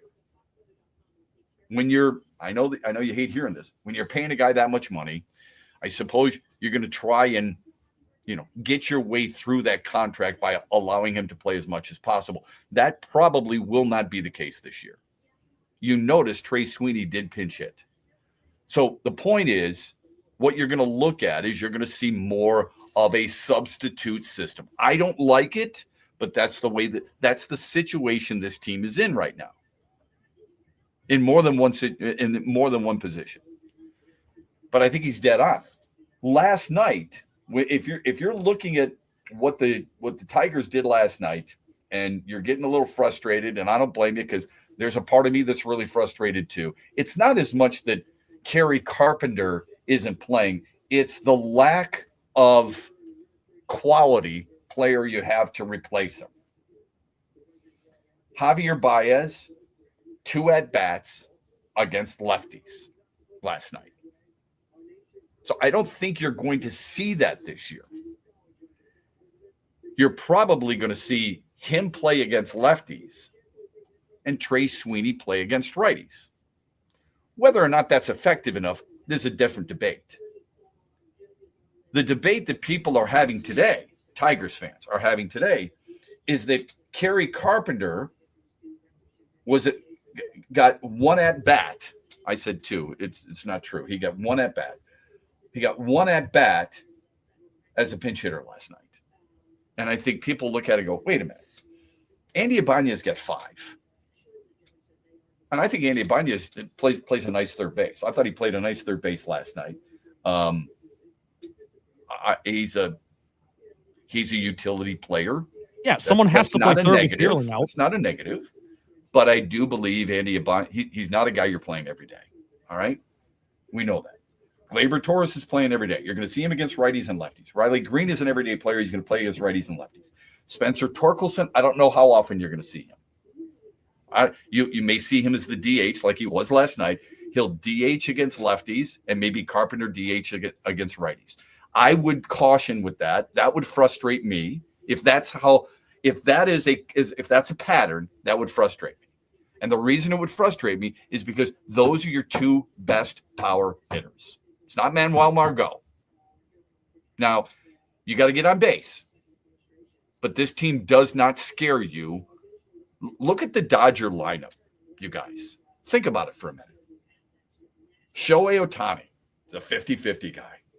Mookie Betts, an MVP guy. You don't get there without hitting home runs.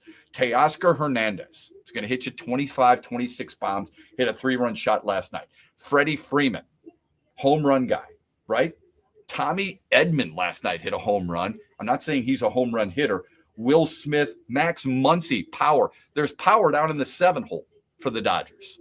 They've got power up and down the lineup. Yes, there's some weakness in there. I'm not saying Rojas or Paez are big home run guys, but you're going to have some weakness in any lineup, right? For the most part, they've got 6 guys who'll scare the hell out of you in hitting home runs. How many guys in the Tigers lineup strike fear for home run power? Not many.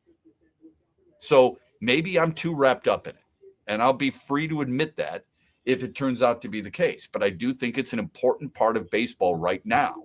It's a really important part. And Torkelson and Carpenter are your best home run hitters. What are you sacrificing if you play Manuel Margot or whatever in right field instead of Kerry Carpenter? The argument might be, where do you put Matt Vierling? Put him at third would be my immediate response to that. Matt Vierling can hit righties as well. This is the age-old question, and probably one Chuck would have brought up if we had given him more time, but we were up against the break.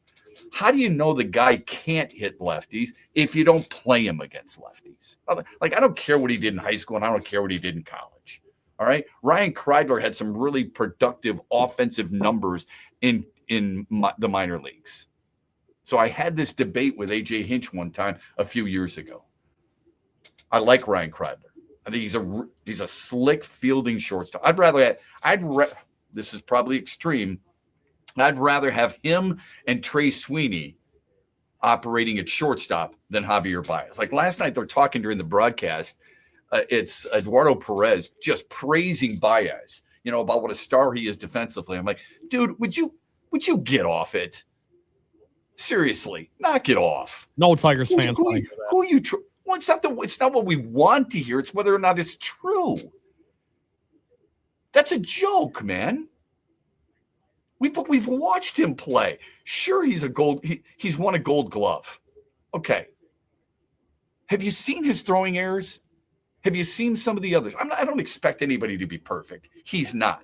He's not the second coming of Ozzie Smith or Cal Ripken or Alan Trammell or anybody like that. That's not what I'm saying. But don't start telling us, maybe you're trying to educate the Dodger audience, which I doubt. But don't be telling us that he is so stellar and I forget the exact word he used, but I literally choked. I went, what? What did you just say? He's got that part of the game down. It was when David Cohn started saying, why would you throw him anything but a strike? Everybody knows who he is. All these they know he's really aggressive. So why don't you change your game plan at the plate and so on and so forth? And Eduardo Perez has to immediately come in and support Javier Baez. Well, we know he's a stellar defensive player. We know he's got that down. What he's got to work on, please. He's no different now than he was a year ago. I heard on the radio, they're like, he's really worked on some things. Really? Did you watch some spring training games, right? Did you notice anything differently about him?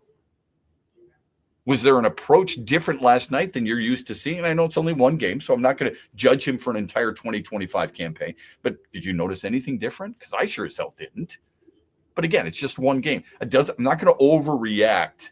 I was just talking about what Eduardo Perez said about Baez. I'm not going to overreact to how good Spencer Torkelson was or how bad somebody else may be. I'm not going there. And you shouldn't either. You shouldn't get too upset about it. But I do think Chuck's got a point. If you're going to play certain players against righties, if they're a right-handed hitter, lefties, if they're a left-handed hitter, why are you not willing to do that for Kerry Carpenter? My point regarding Carpenter is they must feel, you obviously don't, but they must feel they have a long enough look at him and what he has done or what he has failed to do against left-handed pitching to put him in there. Do you feel that 119 at-bats against a lefty in your career and a 202 batting average is good enough? Do you feel that a slug of 303 is good enough? Just to put it in perspective, the slug against righties is 550. That's the discrepancy. If you don't want to look at average, the average is 290 against righties, 200 against lefties. The slug is 550 against righties. It's 303 against lefties. I like Kerry Carpenter. I'd probably like to see more opportunities for him against lefties. So I'm with Chuck. But there does come a point in time where you and I, as much as we like him, as much as we admire the power, as much as we get frustrated with Baez against a righty sometimes, or somebody else against a lefty who might be hitting left-handed, you do have to ask yourself, when are you convinced? When is enough enough? And if the numbers are that starkly different, and that's a big gap, you guys, you got to admit that. That is a massive gap. Maybe he's successful and we like him so much because we see him successful against righties. Maybe that is the case. Maybe that's his role. That's who he is. He's not going to be an everyday player. Have we thought of that? What is it about Kerry Carpenter that we can't get past of why he isn't in the lineup? It's not the smile. It's not the blue eyes. It's not the way he speaks. It's not the perfect teeth. It's not all that stuff. We are convinced. I'm talking about as a Tiger Nation. And when I say we, I throw myself in with Chuck and others. We are convinced he deserves more of an opportunity against lefties. Okay. How many more at-bats would it take if he stayed at 230 slug? How many, 300 slug? How many more would it take for us to go, maybe the Tigers are right? Maybe the Tigers should only play him against righties. What's the answer? It wasn't the few number of at-bats he had last year, right? And it's not the 119, which is pretty obvious because otherwise Chuck's not calling him out. It's not the 119 in his career. That's the one thing we've got to keep in mind, okay? The numbers are not there to support it. But to Chuck's point, the numbers aren't there to support others either. That's his frustration. You got to play somebody. Here's the top 10 stadiums, according to USA Today, ranked by readers. Those who read that publication. The top 10. Number 10 is Kauffman Stadium. It's too low. Number 9 is Great American Ballpark. Shouldn't be in the top 10. This is just my opinion. Number 8 is Busch Stadium. I'll buy that. Number 7, Comerica Park. Don't buy that. Number 6, Oriole Park at Camden Yards. Agreed. Number 5, T-Mobile in Seattle. Agreed. Number 4, PNC Park in Pittsburgh. Agreed. Number 3, Petco Park in San Diego. Got to be honest with you. It's the one place I've never been, and I wish I was. Number 2, Globe Life Field in Texas. Disagree. Number 1, Citizens Park in Philadelphia. Strongly disagree. There's no Dodger Stadium. There's no Fenway Park. There's no San Francisco. Not trendy enough, Shep. Maybe. Yeah, maybe. That's just how these people think. Yeah, is the Great American Ballpark, that's Cincinnati, is that trendy? I don't know. I'm glad PNC was as high as it was. I will say that. I love PNC that's Park. Beautiful. PNC is beautiful. I've said this before, so I don't want to bore people. PNC is beautiful. I really like Kauffman. San Francisco is gorgeous too. Okay, those are all really good ballparks. I'm surprised at Comerica Park. I would not have Comerica Park in the top 10. Now, some of that has to do with the fact that Tiger Stadium was, for me, the best. And people would say old, rickety, uncomfortable seats, all that other stuff. Comerica Park with the improvements, perhaps it now is, but this is not based on the improvements because nobody's been there yet. So I wouldn't have them as top 10. Top 15, maybe top 12, maybe number 12, somewhere like that. Love the atmosphere, especially when they're winning. Let's hope they're doing a lot of winning this year. Our thanks to you for your texts and your phone calls. Always appreciate it. It's awesome. We'll be back with you Monday morning, 6 o'clock here on X's and Bros. Don't forget these same great station affiliates carry the huge show later on today at 3 o'clock here across the great state of Michigan on the Michigan Sports Network. Have a great weekend, everybody. In the Den with Dan Dickerson. DraftKings Sportsbook is an official sports betting partner of the NFL. Download the DraftKings Sportsbook app today and use code HUGE for a special offer when you sign up. That's code HUGE, only at DraftKings Sportsbook. A.J. Hint says last year's pitching chaos plan taught the